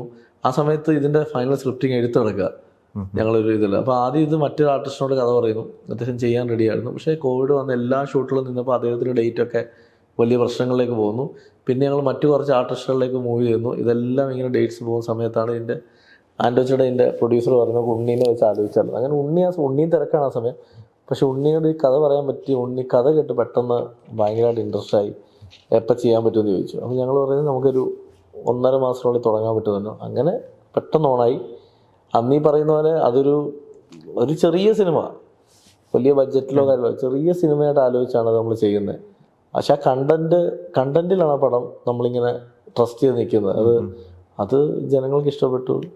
അതൊരു മാജിക് പോലെ ഇന്ന് നമ്മൾ എങ്ങനെയായിരുന്നു അതിൻ്റെ ആ ഇനിഷ്യൽ സ്റ്റേജ് എന്നൊക്കെ ഒരുപാട് ഞങ്ങൾ സ്ട്രഗിൾ ചെയ്തതാണ് അതൊന്ന് ഓണാക്കാനായിട്ട്. കാരണം ഒരു പ്രൊജക്റ്റ് ഓണാവുമെന്ന് വെച്ചാൽ ചെറിയ കാര്യമല്ല, വലിയ കടമ്പകളാണ്. അതെല്ലാം കംപ്ലീറ്റ് ചെയ്ത് ശബരിമലയൊക്കെ ഷൂട്ട് ചെയ്യുന്നു. അതിനുശേഷം വന്ന് ഇറക്കുമ്പോൾ ഒരുപാട് വിമർശനങ്ങൾ വരുന്നു. പക്ഷെ എല്ലാം ഓക്കെ. ഇന്നതൊക്കെ ആലോചിക്കുമ്പോൾ ഭയങ്കര സന്തോഷം. കൊള്ളാനുള്ള രസമായിരുന്നു. ഈ നമ്മുടെ സിനിമ ഒരു തിയേറ്ററിലെ ഹൗസ്ഫുൾ ഷോ ബോർഡ് കാണുമ്പോൾ ഞാൻ പറയുന്നു, എൻ്റെ ഏറ്റവും വലിയ സന്തോഷം തിയേറ്ററിനുള്ളിൽ ഈ ആളുകൾ ഇങ്ങനെ തിക്കി തിരക്കി ഇരുന്ന് സിനിമ കണ്ട് കൈയടിക്കുമല്ലോ, ആ കൈയടി കേൾക്കുന്ന ഒരു തരുന്നൊരു എനർജി ഉണ്ട്. അതാണ് സത്യം പറഞ്ഞാൽ ഞാനെന്ന് പറഞ്ഞ സിനിമാക്കാരനെ ഏറ്റവും കൂടുതൽ ഇൻസ്പയർ ചെയ്യുന്നത്, മോട്ടിവേറ്റ് ചെയ്യുന്നത്. ആ കൈയടി കിട്ടാൻ വേണ്ടി തന്നെയാണ് സിനിമ ചെയ്യുന്നത്. ആ കൈയടിക്ക് വേണ്ടിയാണ് ഇപ്പോഴും ഇനിയും ഞാൻ സിനിമകൾ ചെയ്യും. കാരണം ആ കൈയടി ലൈഫ് ലോങ് നമ്മൾ നാളെ ഇല്ലാതായാലും നമ്മളെ ആരെങ്കിലും ഒക്കെ ഓർക്കും നമ്മുടെ സിനിമകളിലൂടെ. ഇപ്പോൾ ഞാൻ കുറച്ച് മുന്നേ ലോയി സാറിൻ്റെ കാര്യം പറഞ്ഞു. എന്തുകൊണ്ടാണ് ഇന്ന് ലോയി സാർ നമ്മൾ ഓർത്തിരിക്കുന്നത്? അതിനുശേഷം അതിന് മുന്നേ എത്രയോ എഴുത്തുകാർ വന്നിട്ടുണ്ട്, അതിൽ എത്ര പേരെ നമ്മൾ ഓർത്തിരിക്കുന്നുണ്ട്. പക്ഷെ നമ്മുടെ ഒരു പെക്യുലർ ഒരു സ്റ്റൈൽ ഓഫ് വർക്ക് നമ്മൾ മാറ്റി വെച്ചാൽ, അല്ലെങ്കിൽ നമ്മുടെ സിനിമകളെ ഇത് ഒരു സിനിമ ആണ്, ഇത് ഇയാളുടെ കഥയാണ് എന്ന് തിരിച്ചറിയാൻ പറ്റുന്ന ഒരു അവസ്ഥയിലേക്ക് ഒരു എഴുത്തുകാരൻ എത്തുവാണെങ്കിൽ അത് ചെറിയ കാര്യമല്ല, അത് എത്താൻ പറ്റില്ല, ഒരുപാട് സമയമെടുക്കും. അപ്പം അങ്ങനെ എത്താനാണ് ഞാൻ ശ്രമിച്ചുകൊണ്ടിരിക്കുന്നത്. അത് ചിലപ്പോൾ എൻ്റെ ഒരു 50ാമത്തെ 60ാമത്തെ വയസ്സിലായിരിക്കും നടന്നാൽ ഇങ്ങനെ എത്താൻ പറ്റില്ല. അപ്പം അതാണ് ഞാൻ കാണുന്നത്. എൻ്റെ 60ാം വയസ്സിൽ എനിക്ക് അവിടെ എത്തണം.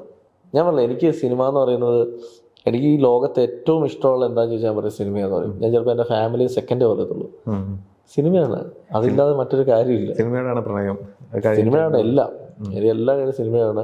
ഞാൻ എൻ്റെ കുടുംബത്തിലെ ചില വലിയ പ്രധാനപ്പെട്ട എന്തെങ്കിലും പരിപാടികൾ, അതായത് കല്യാണമോ അങ്ങനെ എന്തെങ്കിലും വരുവാണെങ്കിൽ പോലും എനിക്ക് ആ ദിവസം ഒരു സിനിമയുടെ എന്തെങ്കിലും ഒരു മീറ്റിങ്ങോ കാര്യമോ വരുവാണെങ്കിൽ ഞാനത് അത് പോവാതെ സിനിമയുടെ കാര്യത്തിന് പോകും. അങ്ങനെ ഞാൻ എത്രയോ സമയങ്ങളിൽ ഞാൻ എൻ്റെ കുടുംബത്തിൽ, മീൻസ് എൻ്റെ ബന്ധുക്കളുടെ മുന്നിൽ ഞാൻ വളരെയധികം ഇൻസൾട്ട് ചെയ്യപ്പെട്ടിട്ടുണ്ട്. പക്ഷേ ഞാൻ എൻ്റെ വൈഫിൻ്റെ അനിയൻ്റെ കല്യാണം, ഓൺ ബ്രദറിൻ്റെ കല്യാണം, രാവിലെ 10:30 മുഹൂർത്തം. അന്നാണ് എനിക്ക് രാവിലെ ആസിഫിക്കയുടെ ഒരു കഥ പറയാനുള്ള ഇത്. ഞാൻ ആസിഫിക്കയോട് പറയുന്നില്ല ഇന്ന് എൻ്റെ ബ്രദറിലൂടെ കല്യാണമാണെന്ന്. ഞാൻ ഒന്നും പറയാതെ രാവിലെ 9 മണിക്കാണ് മീറ്റിംഗ് പറഞ്ഞു. ഞാൻ 8:45 ആസിഫിക്കയുടെ അവിടെയുള്ള. അപ്പോൾ അങ്ങനെ മീറ്റിങ്ങിൽ ഇരുന്നു, ഇങ്ങനെ കഥ പറഞ്ഞ് ഇൻട്രോലായപ്പോൾ ഞാനൊന്ന് മുണ്ടെടുത്ത് കല്യാണത്തിന് വളരെ ഡ്രസ്സിലാണ് ചെല്ലുന്നത്. അപ്പോൾ ഏകദേശം 10 മണിയാ പറയുമ്പോൾ ആസിഫിക്ക് ചോദിച്ചു, നീ എന്ത് ഈ കല്യാണ ചെറുക്കനെ പോലെ വന്നേക്കുന്നത്? ഞാൻ പറഞ്ഞില്ല, എൻ്റെ വൈഫിന് അതിൻ്റെ കല്യാണം എന്ത്. എത്ര മണിക്ക്? ഞാൻ പറഞ്ഞു 10:30. ആസിഫിക്ക് എന്നെ ചീത്ത പറഞ്ഞു, നീ എന്തും. ഞാൻ പറഞ്ഞില്ലൊക്കെ, എനിക്കിപ്പോൾ ഇക്കടൊക്കെ കഥ പറയുന്നതാണ് ഇപ്പോഴത്തെ എൻ്റെ ആവശ്യം. കല്യാണം അവിടെ നടന്നോളൂ, ഞാനില്ലെങ്കിലും നടക്കുമെന്ന് പറഞ്ഞു. പക്ഷേ ഇക്ക എന്നെ വഴക്ക് പറഞ്ഞ് ആ കല്യാണത്തിന് വിട്ടു. ഞാൻ വരുമ്പോഴത്തേക്ക് താലിയായിട്ടൊക്കെ വേണ്ടി നിൽക്കുമ്പോൾ ഞാൻ ആ വൈഫിനോട് കമ്മ്യൂണിക്കേറ്റ് ചെയ്യുന്നുണ്ട്. അപ്പം പക്ഷേ അവൾ പറയുന്നുണ്ട് ഇപ്പോൾ വരും വന്നുകൊണ്ടിരിക്കുന്നത് പറഞ്ഞു. പക്ഷേ ഞാൻ ചെന്നപ്പോഴത്തേക്ക് താലികെട്ട് കഴിഞ്ഞു. പക്ഷെ എല്ലാവരുടെയും മുന്നിൽ ഞാൻ ഒരു ചോദ്യചിഹ്നമായിരുന്നു. അന്ന് ഞാൻ സിനിമ ചെയ്തിട്ടില്ല. ഇന്നാണ് പിന്നെ പറയാം, ഒരു ഇമ്പോർട്ടൻറ്റ് മീറ്റിംഗ് എന്നൊക്കെ പറഞ്ഞ് പറയാം. അന്ന് ഞാൻ സിനിമ ചെയ്തിട്ടില്ല. അപ്പോൾ ആളുകളുടെ മുന്നിൽ എന്നും സിനിമയ്ക്ക് വേണ്ടി ഇറങ്ങി നടക്കുന്ന ഒരു ദിവസം പോലെ അവർ കണ്ടുള്ളൂ. പക്ഷെ അന്നത്തെ ദിവസം എന്നെ സംബന്ധിച്ച് എൻ്റെ ലൈഫിലെ വലിയ ടേണിംഗ് പോയിന്റ് ആയിരുന്നു. അവിടെ നിന്ന് അങ്ങോട്ട് എൻ്റെ ലൈഫ് മാറിയത്. അപ്പം ഞാനതൊക്കെ ഇന്ന് ആലോചിക്കുമ്പോൾ സത്യം പറഞ്ഞാൽ ചില സമയത്ത് കണ്ടു പറയും, ഇതിങ്ങനെയൊക്കെ ആണല്ലോ. ചേട്ടൻ ഈ പറഞ്ഞത് എനിക്ക് വല്ലാണ്ട് കണക്റ്റ് ആയിട്ടുള്ളൊരു കാര്യമാണ്. കാരണം ഞാൻ ഈ പറഞ്ഞ പോലെ മെയിൻ എക്സാമുകളൊക്കെ കട്ട് ചെയ്ത് സിനിമയ്ക്ക് പോയിട്ടുണ്ട്, സിനിമ കാണാൻ വേണ്ടി, സിനിമയോടുള്ള പ്രണയത്തിൻ്റെ പേരിൽ. അച്ഛൻ്റെ കൂടെ വണ്ടിയിൽ പോകുമ്പോൾ ആക്സിഡൻ്റ് ആയിട്ട് കൈയും കാലും ഒടിഞ്ഞിട്ട് അച്ഛനെ വീട്ടിലാക്കി അനിയനോട് ഹോസ്പിറ്റലിൽ കൊണ്ടുപോകാൻ പറഞ്ഞിട്ട് ആ ചോരയെ കുളിച്ച് സിനിമയ്ക്ക് പോയിട്ടുണ്ട്. അങ്ങനത്തെ പല ഭ്രാന്തുകളുണ്ട്. എന്നാൽ സിനിമ എന്ന് പറയുമ്പോൾ ചേട്ടൻ ഇത് പറയുമ്പോൾ ഭയങ്കരമായിട്ട് റിലേറ്റ് ചെയ്യാൻ പറ്റുന്നുണ്ട് പല കാര്യങ്ങളും. അപ്പം മാളികപ്പുറത്തിലേക്ക് തിരിച്ചു വന്നു കഴിഞ്ഞാൽ മാളികപ്പുറം വലിയൊരു വിജയമായിരുന്നു. പലരും പറയുന്നുണ്ട്, ഒരു വിഭാഗം പറയുന്നുണ്ട്, ഒരു കൊമേഴ്സ്യൽ എൻ്റർടൈനറിലേക്ക് ഒരു വിഭാഗത്തിൻ്റെ വീക്ക്നെസ് എടുത്തിട്ട്, അതായത് വിശ്വാസം എന്ന് പറഞ്ഞാൽ അതെടുത്തിട്ട് മുതലെടുത്ത് കച്ചവടം നടത്തിയൊരു സിനിമയാണ് മാളികപ്പുറം. അതിന് വലിയ വ്യക്തമായ അജണ്ട ഉണ്ടായിരുന്നു എന്നൊക്കെ പറയുന്ന വിമർശിക്കുന്ന ഒരുപാട് ആളുകളുണ്ട്. അത്തരത്തിലുള്ളവരോടുള്ള മറുപടി എന്താ ശരിക്കും? അത് അവരുടെ ചിന്താഗതിനെ എനിക്ക് മാറ്റാൻ പറ്റില്ലല്ലോ. മാളികപ്പുറം വൈശാഖ് കണ്ടല്ലേ? മാളികപ്പുറം കണ്ടിട്ടുണ്ട്. വൈശാഖിനെ പടം കണ്ടപ്പം വൈശാഖിന് അതിനകത്ത് ഭക്തി ഇൻജക്ട് ചെയ്തിട്ട് തോന്നിയോ എവിടെയെങ്കിലും? എന്റർടൈനർ എന്നുള്ള രീതിയിൽ ശബരിമല എന്ന് പറയുന്നത് നമ്മുടെ കേരളത്തിൻ്റെ എന്നല്ല, ഇന്ത്യയിലെ തന്നെ ഏറ്റവും ആളുകൾ വരുന്നൊരു ഡിവോഷണൽ ഒരു അമ്പലമാണ്. എന്നെ സംബന്ധിച്ച് ഞാൻ ജീവിച്ചു വന്ന സാഹചര്യം, ഞാനൊരു പത്തനംതിട്ടക്കാരനാണ്. എന്നെ സംബന്ധിച്ച് എനിക്ക് ഓർമ്മ വെച്ച കാലം മുതൽ ഞാൻ രാവിലെ നമ്മളിപ്പോൾ സീസൺ സമയത്ത് സ്കൂളിൽ പോകുമ്പോൾ വഴി കാണുന്ന മുഴുവൻ അയ്യപ്പന്മാരെയും യാത്രയൊക്കെയാണ്. പിന്നെ എൻ്റെ കുടുംബത്തിലും ചെറിയ പെൺകുട്ടികളൊക്കെ ഉണ്ട്. അവർക്ക് ഈ പറഞ്ഞാൽ 10 വയസ്സ് വരെ അവരെ ശബരിമലയിൽ കൊണ്ട് ഓർമ്മകളൊക്കെ നമുക്കും ഉണ്ട്. പിന്നെ അവർക്ക് പോകാൻ പറ്റാതാവുന്നു. പിന്നെ 50 വയസ്സിന് പോകുന്നു. ഒരു കുട്ടിക്കൊരാഗ്രഹമാണ് ശബരിമലയിൽ അയ്യപ്പനെ കാണണം എന്നൊരു ആഗ്രഹമാണ്. എൻ്റെ മുത്തശ്ശി ചെറുപ്പം മുതൽ എനിക്ക് പറഞ്ഞു തന്ന കഥകളിൽ അയ്യപ്പൻ ഒരു സൂപ്പർ ഹീറോ ആണ്. ഞാൻ ആ കഥയിൽ എൻ്റെ കഥാപാത്രത്തെ ഞാൻ ഒരു ചെറിയ പെൺകുട്ടിയിലൂടെ ഞാൻ അതിനുശേഷം എനിക്ക് അയ്യപ്പൻ ഒരു സൂപ്പർ ഹീറോ ആയിട്ട് തോന്നിയിട്ടുണ്ട് ചെറുപ്പത്തിൽ. എനിക്ക് എന്തെങ്കിലും പ്രശ്നമുണ്ട് അയ്യപ്പൻ രക്ഷിക്കാൻ വരും. അതാണ് ആ കുട്ടിയുടെ ഡ്രീമായിട്ട് ഞാൻ വെച്ചത്. ആ അയ്യപ്പനെ കാണാൻ ആഗ്രഹം എന്നൊരു പെൺകുട്ടി വീട്ടിൽ നിന്ന് ഇറങ്ങിപ്പോകുന്നു. ആ പെൺകുട്ടിക്ക് കേരള പോലീസ് പ്രൊട്ടക്ഷൻ ഒരുക്കുന്നു. കേരള പോലീസ് ആ പെൺകുട്ടീനെ സേഫായിട്ട് ശബരിമലയിൽ കൊണ്ട് തൊഴിയിക്കുന്നു. അതിനെ ഒരു കൊമേഴ്ഷ്യൽ ബാക്കപ്പിലാണ് കഥ പറഞ്ഞിരിക്കുന്നത്. അതൊരിക്കലും ഭക്തി ബിസിനസ് ആക്കുന്ന സിനിമയല്ല. അങ്ങനെയാണെങ്കിൽ ഇവിടെ വർഷങ്ങൾക്ക് മുമ്പേ സ്വാമി അയ്യപ്പനും കുമാരസംഭവവും നന്ദനും ഒക്കെ വന്നിട്ടില്ലേ? ഇതൊക്കെ ഇവിടെ വിജയിച്ച സിനിമകളല്ലേ?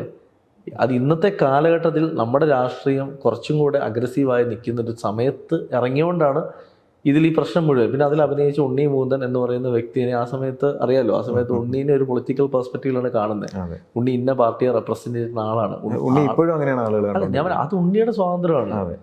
ആ മാളികപ്പുറത്തിൽ വർക്ക് ചെയ്ത എല്ലാവരും അതേ പൊളിറ്റിക്കൽ പാർട്ടിയിൽ പെട്ടവരാണെന്ന് ചിന്തിക്കുന്നത് തെറ്റാണ്. കാരണം അതിൽ വർക്ക് ചെയ്ത യൂണിറ്റ് വർക്ക് ചെയ്തവർ, അല്ലെങ്കിൽ പ്രൊഡക്ഷനിൽ വർക്ക് ചെയ്തവർ, അല്ലെങ്കിൽ സിനിമയുടെ ഡയറക്ഷൻ ടീമിൽ വർക്ക് ചെയ്തവർ, സ്ക്രിപ്റ്റ് ടീമിൽ വർക്ക് ചെയ്തവർ, ക്യാമറ, ഇതെല്ലാവരും ഒരേ പൊളിറ്റിക്കൽ അജണ്ടയിൽ പെട്ടവരാവണമെന്നില്ലല്ലോ. ഇവരൊക്കെ സ്ക്രിപ്റ്റ് വായിച്ചവരല്ലേ. അപ്പൊ ഇവരൊക്കെ ഈ സിനിമ ചെയ്യാൻ വന്നിട്ടുണ്ടെങ്കിൽ അതൊരു സിനിമയായിട്ട് കണ്ടുകൊണ്ടാണ്. ഒരു സിനിമയുടെ നായകന്റെ പൊളിറ്റിക്സ് വെച്ചൊരു സിനിമ കാണാൻ തുടങ്ങുന്നത് അന്ന് നശിക്കും ഈ ഇൻഡസ്ട്രി എന്നാണ് ഞാൻ പറയുന്നത്. സിനിമ അങ്ങനെയല്ല. ഞാനിപ്പോൾ എനിക്കൊരു പൊളിറ്റിക്കൽ വ്യൂ ഉണ്ട്. ഞാൻ എഴുതുന്ന തിരക്കഥകളൊക്കെ എൻ്റെ പൊളിറ്റിക്കൽ വ്യൂ ഇൻജെക്ട് ചെയ്യാൻ നിന്നാൽ ഞാൻ മാക്സിമം പോയാൽ 1-2 വർഷമേ ഇവിടെ കാണത്തുള്ളൂ. അത് കഴിഞ്ഞ് ഞാൻ എന്ന വ്യക്തിനെ ആളുകൾ വെറുക്കാൻ തുടങ്ങും. അപ്പം അതേ സ്ഥാനത്ത് ഞാൻ എഴുതുന്ന കഥകൾ ഡിമാൻഡ് ചെയ്യുന്ന പൊളിറ്റിക്സ് അതിലുണ്ടെങ്കിൽ അത് ഓക്കെയാണ്. മാളികപ്പുറം എന്ന സിനിമയിൽ എനിക്ക് വേണമെങ്കിൽ പൊളിറ്റിക്സ് ആഡ് ചെയ്യാം. എത്ര പൊളിറ്റിക്സ് ആഡ് ചെയ്യായിരുന്നു. ഈ സ്ത്രീപ്രവേശന വിഷയമാണ് ഈ കഥയെന്ന് പറഞ്ഞിട്ട് തുടക്കം മുതൽ ഞങ്ങളെ വേട്ടയാടിയിട്ടുണ്ട് പല രീതിയിൽ. അപ്പൊ ആ സമയത്തൊന്നും ഞങ്ങൾ മിണ്ടായിരുന്നു, നാളെ സിനിമ ഇറങ്ങി ജനങ്ങൾ കേട്ട് അവർ തീരുമാനിക്കട്ടെ. എനിക്ക് ഈ പൊളിറ്റിക്കൽ പെർസ്പെക്റ്റീവിൽ ഈ സിനിമ ചെയ്യണമെങ്കിൽ എനിക്കിതിൽ ഈസി ആയിട്ട് ഈ സാധനമൊക്കെ വെച്ചുകൂടെ. സ്ത്രീ പ്രവേശന സിനിമയിൽ പറയാം, അല്ലെങ്കിൽ അതുമായിട്ട് ബന്ധപ്പെട്ട സീൻസ് എനിക്ക് ആഡ് ചെയ്യാം. എന്താണ് അത് ചെയ്യാതെ വിട്ടത്? അത് ചെയ്യാനുള്ള സ്വാതന്ത്ര്യമുള്ള നാട്ടിലല്ല ഞാൻ ജീവിക്കുന്നത്. അപ്പം ഞാനത് ചെയ്തിട്ടില്ല, എൻ്റെ സംവിധാനം ചെയ്തിട്ടില്ല, എൻ്റെ പ്രൊഡ്യൂസർ അതിന് കൂട്ടുന്നില്ല, എൻ്റെ ആർട്ടിസ്റ്റുകൾ അതിന് നിന്നിട്ടില്ല. ഈ പറയുന്ന ഉണ്ണി മൂന്നൻ അടക്കമുള്ളവർ എന്താ അത് സിനിമയായിട്ടാണ് ഞങ്ങൾ എഴുതിയ തിരക്കഥ അങ്ങനെ തന്നെ അദ്ദേഹം വന്ന് അഭിനയിച്ചിട്ട് പോയത്. ഒരു ഡയലോഗ് ഒരു ഉണ്ണിയുടെ രീതിയിൽ ഉണ്ണി മാറ്റണമെന്ന് പറഞ്ഞിട്ടില്ല. അത് ഞാൻ പല ഇൻ്റർവ്യൂകളും പറയുന്നുണ്ട്. അത് ഒരു വിഭാഗം ആളുകൾ ചിന്തിച്ച് വെച്ചേക്കുന്നതിൻ്റെ തെറ്റാണ്. പിന്നെന്താ പ്രശ്നം എന്ന് വെച്ചാൽ ആളുകളുടെ ഒരു ചിന്താഗതിയുണ്ട്. അതായത് ഇതാണ് എൻ്റെ ചിന്ത, ഇതൊരിക്കലും ഞാൻ മാറ്റില്ല. അങ്ങനെയുള്ളവർ ഒരിക്കലും തിരുത്താൻ പറ്റില്ല. അത് 100%. ഇത് മാളികപ്പുറം എന്നല്ല, ഇവിടെ എത്രയോ സിനിമകൾ ഇത് ബാധിച്ചിട്ടുണ്ട്, എത്രയോ സിനിമകൾ ഇതേപോലെ സംഭവിച്ചിട്ടുണ്ട്. അപ്പം അത് എന്നെ കൊണ്ട് ഒരിക്കലും, അല്ലെങ്കിൽ നമ്മൾ ഇതിനെ പോസിറ്റീവായിട്ട് കാണുന്നവരെ കൊണ്ട് ഒരിക്കലും ഇത് മാറ്റാൻ പറ്റാത്തൊരു കാര്യമാണ്. പിന്നെ രണ്ടാമത്തെ കാര്യം, മാളികപ്പുറം എന്നൊരു സിനിമ ഉണ്ടാവുന്നത് ഒരിക്കലും, ഞാൻ ഇതൊരു ആദ്യത്തെ വേർഷൻ ഞങ്ങളിത് ആലോചിക്കുന്നത് തമിഴിലൊരു സബ്ജക്റ്റ് ആലോചിച്ചിട്ടുണ്ടായിരുന്നു ഞാൻ. അതിൻ്റെ ബേസ് എലമെൻ്റ് എന്ന് പറയുന്നത് അബ്ദുൽ കലാം സാറിനെ സ്കൂളിൽ അബ്ദുൽ കലാം സാറിൻ്റെ കഥകൾ കേട്ട് വളർന്നേക്കുന്ന ഒരു 8ാം ക്ലാസ്സിൽ പഠിക്കുന്ന ഒരു പെൺകുട്ടി. അവൾ സ്കൂളിൽ ചെല്ലുമ്പോൾ അബ്ദുൽ കലാം സാറിനെ പറ്റി കേൾക്കുന്നു, ഈ അബ്ദുൽ കലാം സാറിനെ പറ്റി ഈ പലയിടത്തുനിന്ന് കേട്ടറിയുന്നു. അപ്പോൾ ആ കേട്ടറിഞ്ഞ അബ്ദുൽ കലാം സാറിനെ കാണണമെന്ന് ആഗ്രഹിക്കുന്ന പെൺകുട്ടി ആരും അറിയാതെ വീട്ടിൽ നിന്ന് അബ്ദുൽ കലാം സാറിനെ കാണാൻ വേണ്ടി ഡൽഹിക്ക് പോകുന്നൊരു കഥ ഞങ്ങൾ പ്ലാൻ ചെയ്തിട്ടുണ്ടായിരുന്നു. തമിഴ്നാട്ടിൽ നിന്നൊരു വില്ലേജിൽ നിന്നൊരു പെൺകുട്ടി അടുത്തൊരു ചെറിയൊരു പയ്യനും അവർ രണ്ടുപേരും കൂടി ഇതേപോലെ തന്നെ പോവാണ്. ഇവർക്ക് അബ്ദുൽ കലാം സാറിനെ കാണണം.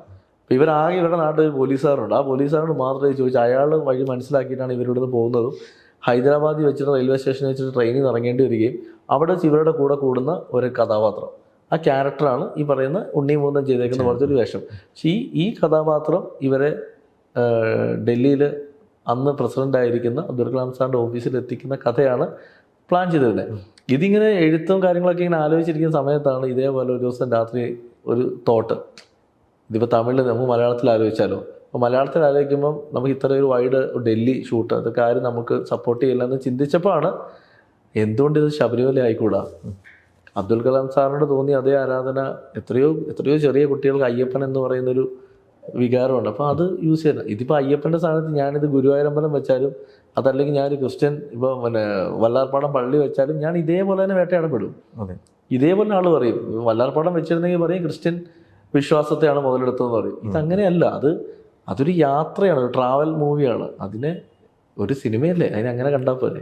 സിനിമയിലേക്ക് ഇപ്പൊ ചേട്ടൻ പറഞ്ഞ പോലെ ഇന്നത്തെ കാലത്ത് വിദ്യാഭ്യാസം ഇവരൊക്കെ കൂടിയപ്പോഴും ആൾക്കാരുടെ ചിന്താഗതി ചുരുങ്ങിക്കൊണ്ടിരിക്കുകയാണ്. തീർച്ചയായിട്ടും. അതായത് ഇപ്പം ഞാൻ പറഞ്ഞു, ഇപ്പോൾ ഫേസ്ബുക്ക്, ഇൻസ്റ്റ പോലത്തെ സ്ഥലങ്ങളിൽ നമ്മൾക്ക് ആരെയും എന്തും പറയാം എന്ന സ്വാതന്ത്ര്യമുള്ളൊരു നാട്ടിലാണ് നമ്മൾ ജീവിക്കുന്നത്. അത് എനിക്ക് മനസ്സിലാവുന്നില്ല ഇന്ന്. കാരണം ഞാനൊക്കെ അതിനെ ഞാനിപ്പോൾ ഒരു പോസ്റ്റ് ഇടുമ്പോൾ അതിൻ്റെ താഴെ വന്നിട്ട് ഇതുമായിട്ട് ഒരു ബന്ധമില്ലാത്ത രീതിയിൽ വളരെ മോശമായിട്ട് കമൻസ് ഇടുന്ന ഇപ്പം അതൊക്കെ വളരെ കുറഞ്ഞു. ഇപ്പോഴൊക്കെ ആളുകളൊക്കെ ഇതൊക്കെ പുച്ഛിച്ച് കളി തുടങ്ങി. അങ്ങനെ ഇടുന്നവരുണ്ടായിരുന്നു ഈ മാളികപ്പുറം ഇറങ്ങിയ സമയത്ത്. അപ്പം ഞാൻ ആലോചിച്ചിട്ടുണ്ട്, ഇത് എന്തിനാണ് ഇങ്ങനെ സംസാരിക്കുന്നത്, എന്തിനാണ് അങ്ങനെ നമുക്ക് അത് അവർക്ക് ഇഷ്ടമല്ലാത്ത കാര്യങ്ങൾ കണ്ടാൽ ഞങ്ങളിതിങ്ങനെ പ്രതികരിക്കും. ഇത് പലപ്പോഴും മുഖമില്ലാത്ത പ്രൊഫൈലുകളായിരിക്കും. അവർക്ക് ആ ധൈര്യമേ ഉള്ളൂ, മുഖാമുഖം വന്ന് പറയാനുള്ള ധൈര്യമില്ല. ആ ധൈര്യക്കുറവാണ് ഇന്നത്തെ ജനറേഷൻ അനുഭവിക്കുന്ന ഏറ്റവും വലിയ പ്രശ്നവും.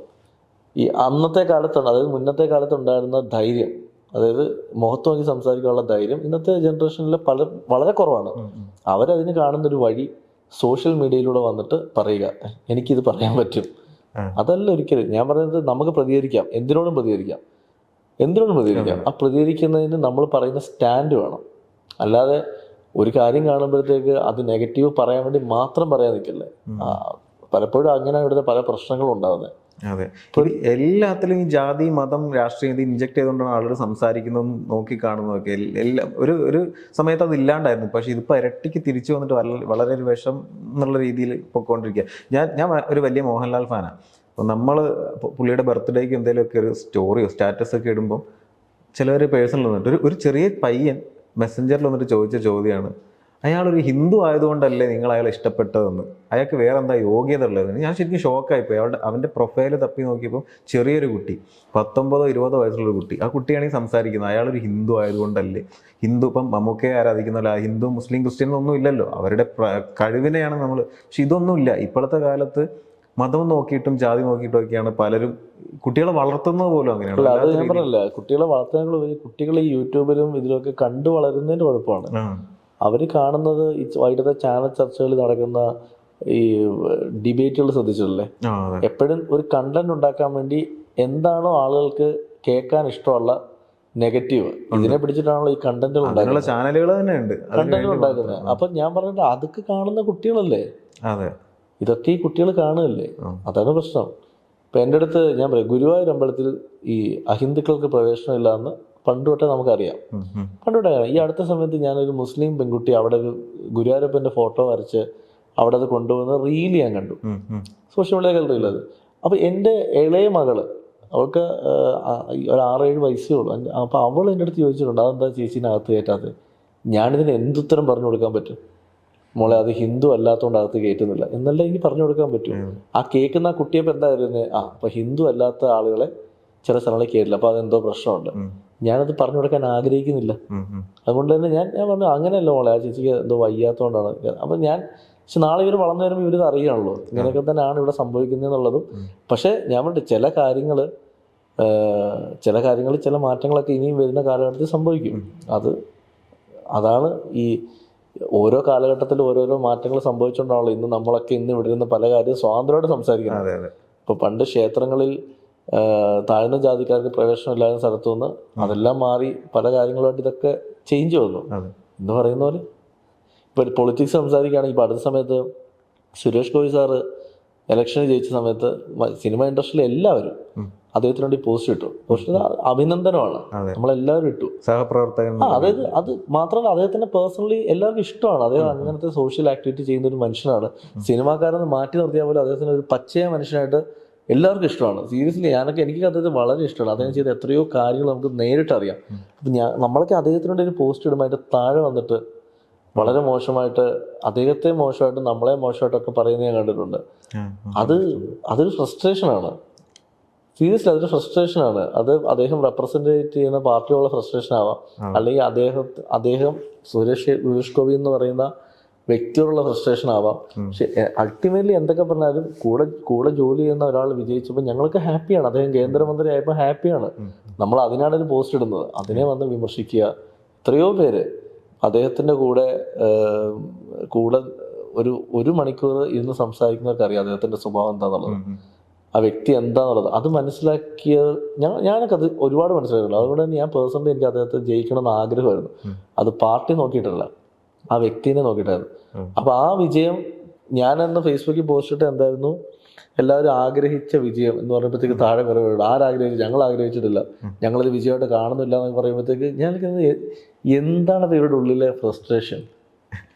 ഇവരൊക്കെ ഇപ്പൊ മോഹൻലാലും മമ്മൂട്ടി സുരേഷ് ഗോപിയൊക്കെ ഇന്നവർ ആഗ്രഹിക്കുന്ന രീതിയിലെ പെരുമാറാവും. അടുത്ത സമയത്ത് മമ്മൂക്കെതിരെ കുറെ അലിഗേഷൻസ് വന്നു. മമ്മൂക്കിയുടെ സിനിമകളെ പറ്റിയൊക്കെ ഞാൻ പറയുന്നത്, എനിക്കൊക്കെ എന്റെയൊക്കെ കണ്ണു തുറന്ന് ഓർമ്മ വെച്ച കാലം മുതൽ നമ്മൾ കാണുന്ന മുഖമാണ് മമ്മൂക്കയുടെ. നമ്മുടെ കുടുംബത്തിലെ ഒരാളെ പോലെ ചിലപ്പോൾ നമ്മൾ കാണും മമ്മൂക്ക എന്നാ വിളിക്കുന്നത് നമ്മളെല്ലാം. അപ്പൊ മമ്മൂക്കയൊക്കെ പറ്റി ഇങ്ങനെയൊക്കെ സംസാരിക്കുന്ന കേൾക്കുമ്പോൾ സത്യം പറഞ്ഞാൽ ടെൻഷൻ ആവുന്നുണ്ട്. നാളെ നമ്മളൊക്കെ സിനിമ ചെയ്യുമ്പോൾ എന്തായിരിക്കും ഇനി മുന്നോട്ടുള്ള സമയത്ത്, എത്ര പേടിച്ച് സിനിമ ചെയ്യണം, എന്തൊക്കെ നോക്കണം. ഒരു സിനിമയിൽ ഒരു കഥാപാത്രത്തെ കൊണ്ട് ഒരു ഡയലോഗ് പറയിപ്പിക്കുമ്പോൾ അത് എങ്ങനെയൊക്കെ ശ്രദ്ധിക്കണം. ദൈവമേ, നാളെ ഇത് മറ്റേ ചർച്ചയാവോ, ഇത് പ്രശ്നമാവോ, ഇങ്ങനെയൊക്കെ ചിന്തിക്കേണ്ട ഒരു ഗതികേടിലാണ് ഇന്നത്തെ എഴുത്തുകാരും സംവിധായകരും പൊക്കോണ്ടിരിക്കുന്നത്. കാരണം എന്ത് പറഞ്ഞാൽ അത് വിവാദമൊന്നും നമുക്കറിയില്ല. പറയുന്ന സിനിമയിലെ സൈഡിൽ ഒരു ആംബുലൻസോ ഇതോ പോകുമ്പോൾ അതിനൊരു പോസ്റ്റർ ഉണ്ടെങ്കിൽ അതുപോലും സ്ക്രീൻഷോട്ട്. തീർച്ചയായിട്ടും ഇപ്പൊ ഈ പറഞ്ഞത് എന്തിനാന്ന് വിളിച്ചു നോക്കണ്ട, മേപ്പടിയാൻ സിനിമയാണ് ഇത് സംഭവിച്ചത്. നിങ്ങൾ പറയുന്ന ഞാൻ ചോദിക്കട്ടെ, ഇപ്പൊ അതിന്റെ സ്ഥാനത്ത് വേറൊരു ആംബുലൻസ് വന്നാൽ അവരത് മിണ്ടാത്തത് ഉണ്ട്. തോപ്പിൽ ജോപ്പൻ, അതുപോലെ പണ്ടത്തെ മഹാസമുദ്രം, സിനിമകളിലൊക്കെ സംഭവങ്ങൾ ഉണ്ട്, അതൊന്നും ആരും ശ്രദ്ധിച്ചിട്ട് പോലും ഇല്ല. സിനിമയിലെ സൈഡിൽ കൂടെ വാഹനം പോകുന്നത് ഇപ്പൊ അത് വല്ലാത്ത ഞാൻ ചോദിക്കുന്നത്, അതും ഇവിടെ ഉള്ളതല്ലേ? അതെ. അല്ലാതെ അതിനെ ഇവിടുന്ന് ബാൻ ചെയ്ത് ഇന്ത്യയിൽ നിന്ന് ബാൻ ചെയ്ത് വിട്ടേക്കുന്നൊന്നും അല്ലല്ലോ, ആ വിഭാഗം ഇവിടെ ഉള്ളതല്ലേ? അതെ, ഓരോരുത്തർക്കും അവരുടെ സ്വാതന്ത്ര്യം. എന്താ ഇപ്പൊ ഞാൻ പറയും, ഇപ്പൊ എൻ്റെ അടുത്ത് എന്നോട് പൊളിറ്റിക്സ് ചോദിച്ചാൽ ഞാൻ ഒരു പാർട്ടിയെ റെപ്രസെന്റ് ചെയ്ത് ചോദിച്ചാൽ അത് ഏത് പാർട്ടിയാണെങ്കിലും, അത് BJP ആണെങ്കിലും കോൺഗ്രസ് ആണെങ്കിലും കമ്മ്യൂണിസ്റ്റ് ആണെങ്കിലും, അതിൽ ഈ 3 പാർട്ടി അല്ലെങ്കിൽ ഇത് പുറത്തുള്ള മറ്റൊരു ഇതാണെങ്കിലും അതിൽ ബിലോങ് ചെയ്യാനുള്ള റൈറ്റ്സ് എനിക്കുണ്ട്. ഇതിനൊന്നും ഇവിടെ ബാൻ ചെയ്തിട്ടുള്ള കാര്യം. നമ്മൾ ഇന്നതാണ് എന്ന് പറഞ്ഞാൽ അതെങ്ങനെ മോശമാവും കേരളത്തില്? അറിയില്ല, അതൊരു വിഭാഗം അങ്ങനെയാണ് പറഞ്ഞുകൊണ്ടിരിക്കുന്നത്. സിനിമയിൽ പിന്നെ ഞാൻ പറഞ്ഞിട്ട്, സിനിമയിൽ പ്രത്യേകിച്ച് പൊളിറ്റിക്സിലേക്ക് അധികം സംസാരിക്കാതിരിക്കുന്നതാണ് നല്ലതെന്നാണ് എനിക്ക് മനസ്സിലായിട്ടുള്ളത് കുറേ വർഷങ്ങളായിട്ട്. കാരണം സിനിമയും പൊളിറ്റിക്സും അത്ര ഒരുമിച്ച് പോകാൻ പറ്റുന്ന ഒരു സംഭവമല്ല. അതാണ് ഞാൻ മുമ്പേ പറഞ്ഞത്, എൻ്റെ പൊളിറ്റിക്സ് എൻ്റെ തിരക്കഥകളിൽ വരുവാണെങ്കിൽ അന്ന് കഴിഞ്ഞു.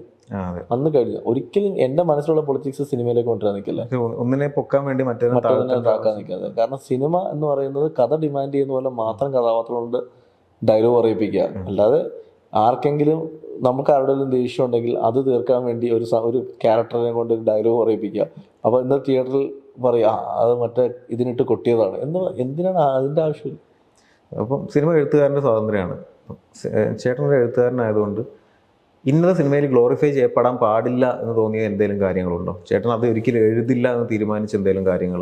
അങ്ങനെയൊന്നുമില്ല. നാളെ ഞാനൊരു കഥ ചെയ്യുമ്പോൾ ചിലപ്പോൾ എനിക്ക് മൈൻഡ് കൊണ്ട് അക്സെപ്റ്റ് ആവാത്തൊരു കാര്യത്തെ പറ്റി ആയിരിക്കും ആ സിനിമയിൽ ഒരു ഏരിയ വരുന്നതെങ്കിൽ എനിക്കത് അക്സെപ്റ്റ് ആവാത്തതുകൊണ്ട് ഞാനത് എഴുതില്ല എന്ന് പറയാൻ പറ്റില്ല. ചിലപ്പോൾ എനിക്കത് എഴുതിയേ പറ്റത്തുള്ളൂ, എനിക്കത് ചിലപ്പോൾ ഗ്ലോറിഫൈ ചെയ്ത് കാണിച്ചേ പറ്റത്തുള്ളൂ.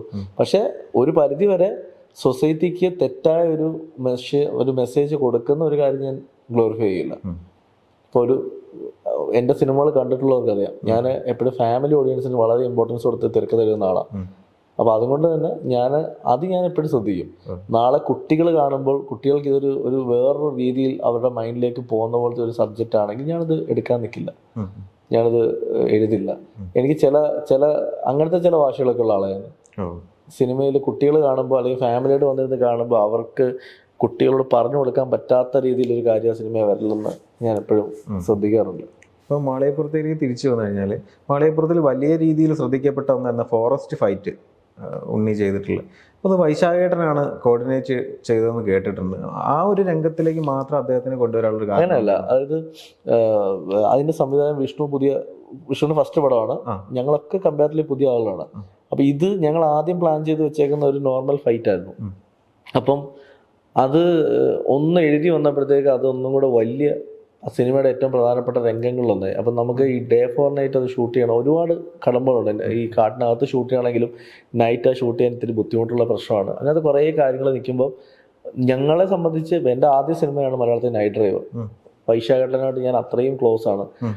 അത് നിർമ്മിച്ചത് ആൻഡോ ചേട്ടനും വേണു സാറുമാണ്. നൈറ്റ് ഡ്രൈവ് അതേ വേണു സാറും ആൻഡോ ചേട്ടനും തന്നെയാണ് മാളികപ്പുറം നിർമ്മിച്ചിരിക്കുന്നത്. വിഷ്ണുവിനെ സംബന്ധിച്ച് വൈശാഖേട്ടനും വിഷ്ണുവും നല്ല ബന്ധമാണ്. അപ്പം ഞങ്ങളെ സംബന്ധിച്ച് ഇത്രയും വലിയൊരു ഫൈറ്റ് സിനിമയിലേക്ക് ആഡ് ചെയ്യുമ്പോൾ ഞങ്ങൾക്കൊരു അഡ്വൈസിന് ഒരാൾ വേണമായിരുന്നു.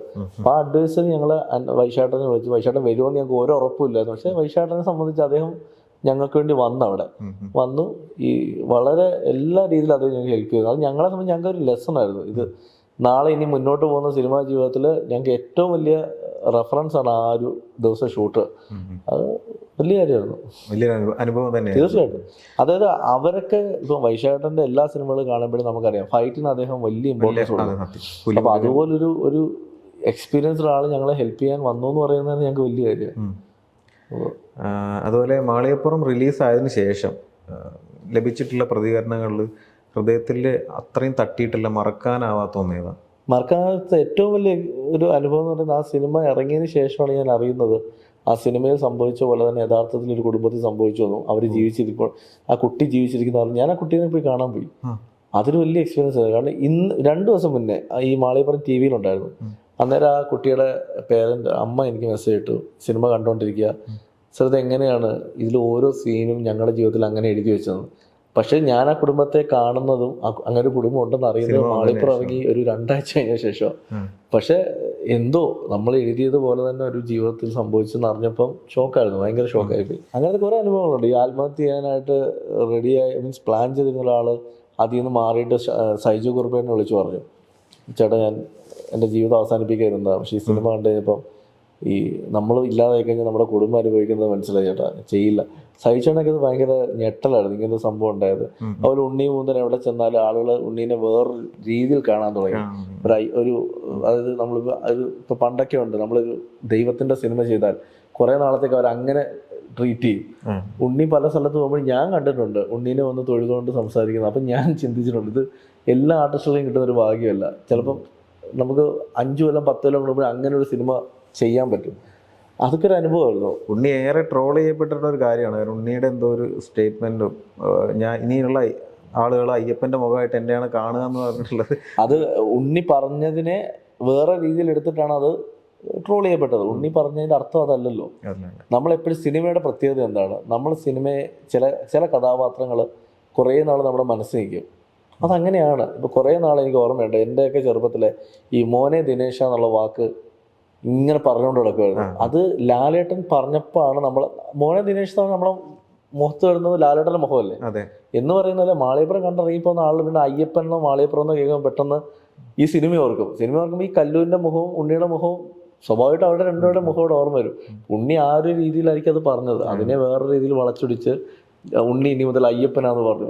നമ്മള് പണ്ടൊക്കെ എത്ര ബാലിശമായ കാര്യങ്ങളാണ്. വിഷ്ണു എന്നൊക്കെ പറയുമ്പോൾ അഭിനയിച്ച ആളുകളുടെ മുഖമാണ് നമ്മളെ മനസ്സിൽ വരുന്നത്. ശക്തിമാൻ എന്ന് കേട്ട് കഴിഞ്ഞാൽ മുകേഷ് ഖന്നയുടെ മുഖം നല്ലേ നമുക്ക് വരുന്നത്, അല്ലാതെ അമിതാഭ് ബച്ചൻ സാറിന്റെ മുഖം വരത്തില്ലല്ലോ. എന്ന് പറഞ്ഞാൽ ഒരു സിനിമ ആ പേര് ചെയ്തിട്ടുണ്ടെങ്കിൽ ആ സിനിമയിലെ ആർട്ടിസ്റ്റുകളുടെ മുഖം ഓർമ്മ വരും. നാളെ ഇത് കഴിഞ്ഞിട്ട് ഇനിയും നാളെ ഇപ്പം അയ്യപ്പൻ എന്ന് പറഞ്ഞിട്ട് രാജുവേട്ടൻ്റെ ഒരു പടം എന്തോ പണ്ട് അനൗൺസ് ചെയ്തിട്ടുണ്ട്. അത് നാളെ സംഭവിക്കുകയാണെങ്കിൽ ചിലപ്പോൾ ഇത് കുറെ നാൾ നമ്മൾ അതായിരിക്കും പിന്നെ നമ്മുടെ ഇത് അയ്യപ്പൻ എന്ന് പറയുമ്പോൾ രാജുവിൻ്റെ ആ പടമായിരിക്കും നമുക്ക് വരുന്നത്. സിനിമ എങ്ങനെയാണ്. സാക്ഷി ലാലേട്ടൻ്റെ കൂടെ ഒരു ഫോട്ടോ കണ്ടിരുന്നു കുറച്ച് നാളുകൾക്ക് മുന്നേ ഫേസ്ബുക്കിൽ. അപ്പോൾ ഒരുപാട് പേര് ചോദിച്ചൊരു കാര്യമാണ് ലാലേട്ടനായിട്ട് സിനിമ പ്രതീക്ഷിക്കാവുന്നത്. അങ്ങനെ ഞാൻ എൻ്റെ ഇതിന് ഉത്തരം പറഞ്ഞു ഞാൻ മടുത്തതാണ്. ലാലേട്ടന് ഒത്തൊരു സിനിമ ഏതൊരു എഴുത്തുകാരൻ്റെ സ്വപ്നമാണ്.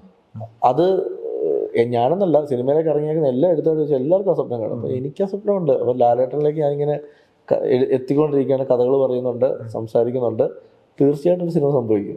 അതുപോലെ തന്നെ കേട്ടൊരു വേറെ വാർത്തയുണ്ട്, ഷാജി പാടൂരിന്റെ സംവിധാനത്തിൽ ഒരു മമ്മൂക്ക സിനിമ. അല്ല, അത് ഡിസ്കഷൻസ് നടക്കുന്നുണ്ടായിരുന്നു, അതിൻ്റെ ഒന്നും ആയിട്ടില്ല. ഷാജി ചേട്ടനോട് ഒരു പടമുണ്ട്, അത് സ്ക്രിപ്റ്റൊക്കെ ഞങ്ങളിങ്ങനെ ലോക്ക് ചെയ്ത് വെച്ചിരിക്കുകയാണ്. എല്ലാം അതിൻ്റെതായ സമയത്ത് സംഭവിക്കാൻ വേണ്ടി വെയിറ്റ് ചെയ്യുന്നു. അദ്ദേഹം ഒരു സൂപ്പർ ഹിറ്റ് സിനിമ തന്നിട്ട് പിന്നീട് കാണാണ്ട് പോയ ആളല്ല. അതാണ് ഏറ്റവും വലിയ തെറ്റിദ്ധാരണ. ഷാജി ചേട്ടൻ മലയാളത്തിലെ ഏറ്റവും പേരുകേട്ട അസോസിയേറ്റ് ആണ്. നിങ്ങൾ ഈ കാണുന്ന പല ഹിറ്റ് സിനിമയിൽ അദ്ദേഹം അസോസിയേറ്റഡ് ഇപ്പോഴും അറിയാം.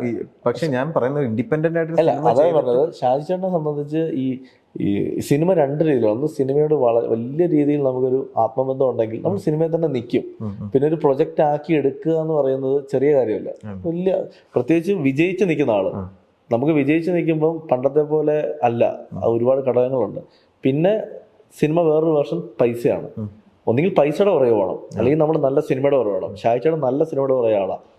അതുകൊണ്ട് തന്നെ അദ്ദേഹം സമയമെടുത്ത് ചെയ്യത്തുള്ളത് എനിക്കറിയാം. പക്ഷെ അദ്ദേഹം ഇതിനിടയിൽ അസോസിയേറ്റഡ് പറയും. ഇപ്പം ടർബോയിലും അദ്ദേഹം അസോസിയേറ്റ് ആയിരുന്നു. നൈറ്റ് ഡ്രൈവിന്റെ പോസ്റ്റ് പ്രൊഡക്ഷൻ മുഴുവൻ അദ്ദേഹമാണ് അസോസിയേറ്റഡ് വന്നിരുന്നത്. അദ്ദേഹം അതിൻ്റെ ഇടയ്ക്ക് വേറെ ഏതൊരു പടം കൂടെ ചെയ്തു. അദ്ദേഹത്തെ സംബന്ധിച്ച് അദ്ദേഹത്തിന് ചെയ്യുമ്പോൾ നല്ല സിനിമ ഇതിനാണ് അദ്ദേഹം വെയിറ്റ് ചെയ്യുന്നത്. എനിക്ക് തോന്നുന്നു 2024 തന്നെ അല്ലെങ്കിൽ 25 തുടക്കത്തിൽ അത് സംഭവിക്കും. കാരണം എന്താ വെച്ചാൽ പുള്ളി ഒരു സൈന്യം മുതൽ എങ്ങാണ്ട് പുള്ളി അസോസിയേറ്റ് ആയിട്ട് ഞാനാ പറഞ്ഞ മലയാള സിനിമയുടെ ഒരു എൻസൈക്ലോപീഡിയ ആണ് അദ്ദേഹം. എനിക്ക് അദ്ദേഹത്തിനോടൊക്കെ ഇരിക്കുമ്പോൾ ഞാൻ അങ്ങനെ കണ്ടേക്കുന്ന 1-2 ഡയറക്ടേഴ്സിൽ ഒന്ന് ഷാജിച്ചേട്ടൻ, ഒന്ന് പപ്പേട്ടനാണ്. പപ്പേട്ടനൊക്കെ ഇവരോടൊക്കെ ഇരിക്കുമ്പോൾ നമുക്ക് കിട്ടുന്ന ഒരു എക്സ്പീരിയൻസ് ഉണ്ട്. ഇവർ പറയുന്ന പഴയ സിനിമ ഇന്നത്തെ പോലെ സ്പോട്ട് എഡിറ്റ് ചെയ്ത് ഓരോ ഷോട്ടും കണ്ട് ഓക്കെ പറഞ്ഞ് ഷൂട്ട് ചെയ്ത് പോകുന്ന രീതി എല്ലാവരും ഫിലിമിൽ ഷൂട്ട് ചെയ്യുകയും തലകുത്തി നിന്ന് ഇത് കണ്ട് ഓക്കെ പറഞ്ഞ സമയങ്ങളൊക്കെ. അപ്പൊ അങ്ങനെ വന്ന ആളാണ് ഇവരൊക്കെ. അപ്പൊ അവരെ സംബന്ധിച്ച് അവരുടെ അടുത്തുനിന്ന് ഇന്നത്തെ ജനറേഷനിലെ സിനിമാക്കാർക്ക് പഠിക്കാൻ ഒരുപാടുണ്ട്. ഞാൻ പറഞ്ഞിപ്പോ എന്നെ ഇന്റർവ്യൂ എടുക്കുന്ന പോലെ എന്നെക്കാട്ടിലും ഞാൻ പറയുന്നത് അവരെയൊക്കെ കൊണ്ട് ഇന്റർവ്യൂ എടുക്കണം.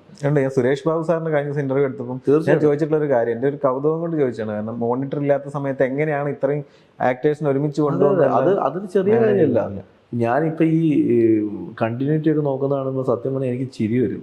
കാരണം ഇതൊന്നും നോക്കാനില്ലാത്ത കാലത്ത്, അതായത് മോണിറ്ററോ അല്ലെങ്കിൽ ഇതൊന്നും ഇല്ലാത്ത കാലത്ത് പോലും ഇതൊക്കെ ചെയ്തിട്ടില്ല ഇവിടെ. ഇത് അപ്പോൾ അതൊരു സ്പോട്ട് എഡിറ്റ് ഇല്ലാത്ത കാലത്ത് ഇവിടെ ഹിറ്റ് സിനിമകൾ ഉണ്ടായിട്ടില്ലേ ഇഷ്ടം. ഇന്നും നമ്മൾ റെഫറൻസ് എടുക്കുന്ന എത്ര ഹിറ്റ് സിനിമകൾ അന്ന് ഇതൊന്നും ഇല്ലാതെ ചെയ്തിരിക്കുന്നതാണ്. അപ്പം അത് സിനിമ ഇങ്ങനെ മാറിക്കൊണ്ടിരിക്കുകയാണ്. പക്ഷേ സിനിമയല്ല മാറുന്നത്, ടെക്നോളജിയാണ് മാറുന്നത്. സിനിമ സ്റ്റിൽ അന്നും ഇന്നും സെയിം ആണ്. കഥയുണ്ടെങ്കിലേ സിനിമ നടക്കത്തുള്ളൂ, സംവിധാനം ഉണ്ടെങ്കിലേ നടക്കത്തുള്ളൂ, ആർട്ടിസ്റ്റുകൾ വേണം. ഇതൊന്നും മാറുന്നില്ലല്ലോ. ഓരോരുത്തർ ഇങ്ങനെ ഓരോ ആർട്ടിസ്റ്റ് അത് മാത്രമേ മാറുന്നുള്ളൂ. ടെക്നോളജി മാറുന്നുണ്ട്. സിനിമ അന്നും ഇന്നും സെയിം ആണ്. ഷാജി സാറിന്റെ കാര്യം പറഞ്ഞപ്പം ഷാജി സാറ് അതേപോലെ എന്നാൽ ഇൻഡിപെൻഡൻ്റ് ആയിട്ട് സിനിമ ചെയ്തിട്ട് വീണ്ടും ചീഫ് അസോസിയേറ്റ് ആയിട്ട് പോയിട്ടുള്ള വളരെ ചുരുക്കം ആളുകൾ, രാജൻ ശങ്കരാടി സാറ്, ടിനു പാപ്പച്ചൻ, അതുപോലെ ഇപ്പം പത്മകുമാർ സാർ ഒടിയനിലൊക്കെ വർക്ക് ചെയ്തിട്ടുണ്ട്. ഞാൻ ശരിക്കും ഞെട്ടിപ്പോയിട്ടുണ്ട്, എങ്ങനെയാണ് ഇൻഡിപെൻഡൻ്റ് ആയിട്ട് സൂപ്പർ ഹിറ്റ് സിനിമകൾ ചെയ്തിട്ട് വീണ്ടും ഇവർ. അതിന് ഉദാഹരണമാണ് ഞാൻ പറഞ്ഞത്. സിനിമ ഇപ്പം വലിയൊരു ഹിറ്റ് സിനിമ ചെയ്ത് നിന്നിട്ട് അടുത്ത സിനിമ എനിക്ക് ഇപ്പം ഇന്നത്തെ കാലത്ത് ഒരു സിനിമ സൂപ്പർ ഡ്യൂപ്പർ ഹിറ്റ് അടിച്ചാൽ അടുത്ത സിനിമയ്ക്ക് എനിക്ക് 1 കോടി രൂപ ശമ്പളം വേണമെന്ന് പറഞ്ഞ് വർക്ക് ചെയ്യാൻ പോവാം. ഒരു സൂപ്പർ ഹിറ്റ് സിനിമ എഴുതി കഴിഞ്ഞാൽ അടുത്ത സിനിമയ്ക്ക് എനിക്ക് 50 ലക്ഷം 75 ലക്ഷം വേണമെന്ന് പറഞ്ഞിട്ട് പോകാൻ പറ്റും. അത് പൈസ സ്നേഹിച്ചു പോകുന്നതാണ്. അതേ സ്ഥാനത്ത് അടുത്ത സിനിമ നമ്മൾ ചെയ്യുന്നത് ഇതേപോലെ ജനങ്ങൾ ഹിറ്റടിക്കണം എന്നൊരു വാശിക്ക് ഇരിക്കുകയാണെങ്കിൽ ചിലപ്പോൾ ഈ പറഞ്ഞ ഒരു സിനിമ ഹിറ്റടിച്ചിട്ട് 1 കൊല്ലോ 2 കൊല്ലോ കഴിയും അടുത്ത സിനിമ ചെയ്യാൻ. അത് ആ 2 കൊല്ലത്തിൽ കഴിഞ്ഞ് വരുന്ന സിനിമ ചിലപ്പം ഇതിനേക്കാൾ വലിയ ഹിറ്റായിരിക്കും. പൈസയുടെ പുറകെ മാത്രം ഫോക്കസ് ചെയ്ത് പോയാൽ നമ്മൾ പെട്ടെന്ന് പടം ചെയ്യും. അത് വിചാരിച്ച് ശ്രദ്ധിക്കപ്പെട്ടില്ലെങ്കിൽ പിന്നെ കഴിഞ്ഞു. പിന്നെ അടുത്തൊരു സിനിമ ചെയ്യാൻ നമ്മൾ ഇനിയും സ്ട്രഗിൾ ചെയ്യണം. അപ്പോൾ ഞാനീ പറഞ്ഞ ആദ്യത്തെ കൂട്ടത്തിൽ ചിന്തിക്കുന്ന ആളാണ്. എന്നെ സംബന്ധിച്ച് ഞാൻ മാളികപ്പുറത്തിന് ശേഷം ഏകദേശം ഒരു വർഷവും 4 മാസവും കഴിഞ്ഞിട്ടാണ് ആനന്ദ് ശ്രീബാല ചെയ്യുന്നത്. കാരണം എനിക്ക് ആ സമയത്ത് അവസരങ്ങൾ ഇല്ലാണ്ടല്ല, വിഷ്ണുവിന് അവസരങ്ങൾ ഇല്ലാണ്ടല്ല സംവിധായകർ. കാരണം ഞങ്ങളൊക്കെ ആഗ്രഹിച്ചത് ചെയ്യുന്ന ഇനി നല്ല പടങ്ങൾ മതി. അതുകൊണ്ടാണ് സമയമെടുത്ത് സബ്ജക്റ്റ് സെറ്റ് ചെയ്ത് എല്ലാ കാര്യങ്ങളും ഓക്കെ ആക്കി പടം ചെയ്തത്. പക്ഷേ പൈസ മാത്രം നോക്കിയിരുന്നെങ്കിൽ 2023 മിനിമം ഒരു 3 പടം ഞാൻ ഇവിടെ ഇറക്കിയേനെ. അതല്ല വേണ്ടത്. അങ്ങനെ ഒഴിവാക്കിയിട്ടുണ്ടല്ലോ ഏതെങ്കിലും? തീർച്ചയായിട്ടും ഒഴിവാക്കിയെന്ന് വെച്ചാൽ ഒഴിവാക്കിയതിനേക്കാൾ ഉപരി കഥ പറഞ്ഞു, ഇഷ്ടപ്പെട്ടിട്ടുണ്ട്, പക്ഷെ ഞാൻ ഈ ടൈം പീരീഡിൽ ഇത് ചെയ്യത്തുള്ളൂ എന്ന് പറഞ്ഞ് മാറ്റി വെച്ചേക്കുക. ഒഴിവാക്കിയ സിനിമകളുണ്ട്, ഇല്ലെന്ന് ഞാൻ പറയില്ല. ഞാൻ പേരൊന്നും പറയുന്നില്ല. വലിയ സംവിധായകൻ്റെ ഒരു സിനിമ ഞാൻ കഥ പറഞ്ഞു, അദ്ദേഹത്തിന് ഇഷ്ടമായി, എല്ലാം ഒക്കെയാണ്. പക്ഷെ എനിക്കെന്തോ അത് കുറച്ച് കഴിയുമ്പോൾ എനിക്കത് പേഴ്സണലി അത് വർക്കായി തുടങ്ങുന്നില്ല, എൻ്റെ രീതി അല്ലാതെ എന്ന് തോന്നിയപ്പോൾ ഞാനത് ഡ്രോപ്പ് ചെയ്ത് പോയിട്ടുണ്ട്. ഇപ്പോൾ ആനന്ദ് ശ്രീബാലയിലോട്ട് വരാം. കൂടുതൽ വിശേഷങ്ങൾ എന്തൊക്കെയാണ് ആനന്ദ് ശ്രീബാലയിൽ ഇതുവരെ ചെയ്ത സിനിമകളൊന്നും വ്യത്യസ്തമായിട്ടുള്ള എന്തൊക്കെയാണ്? അതെ, ആനന്ദ് ശ്രീബാലയിൽ ഞാൻ ഇതുവരെ ചെയ്ത സിനിമകളിൽ നിന്ന് വ്യത്യസ്തം എന്താണെന്ന് വെച്ചാൽ ഞാൻ ഈ പ്രോപ്പർ ഇൻവെസ്റ്റിഗേഷൻ ത്രില്ലർ പാറ്റേണിൽ ചെയ്തേക്കുന്ന സിനിമയാണ് കടാവർ, ഒരു പോലീസ് ചെയ്തത്. അതിൽ നിന്നും മാറിയിട്ട് ഇതൊരു ഇൻവെസ്റ്റിഗേഷൻ ത്രില്ലർ ആണെങ്കിലും അതിൽ നിന്ന് മാറി പറയാത്തൊരു പ്ലാറ്റ്ഫോമിൽ കഥ പറയാൻ നോക്കിയിട്ടുണ്ട്.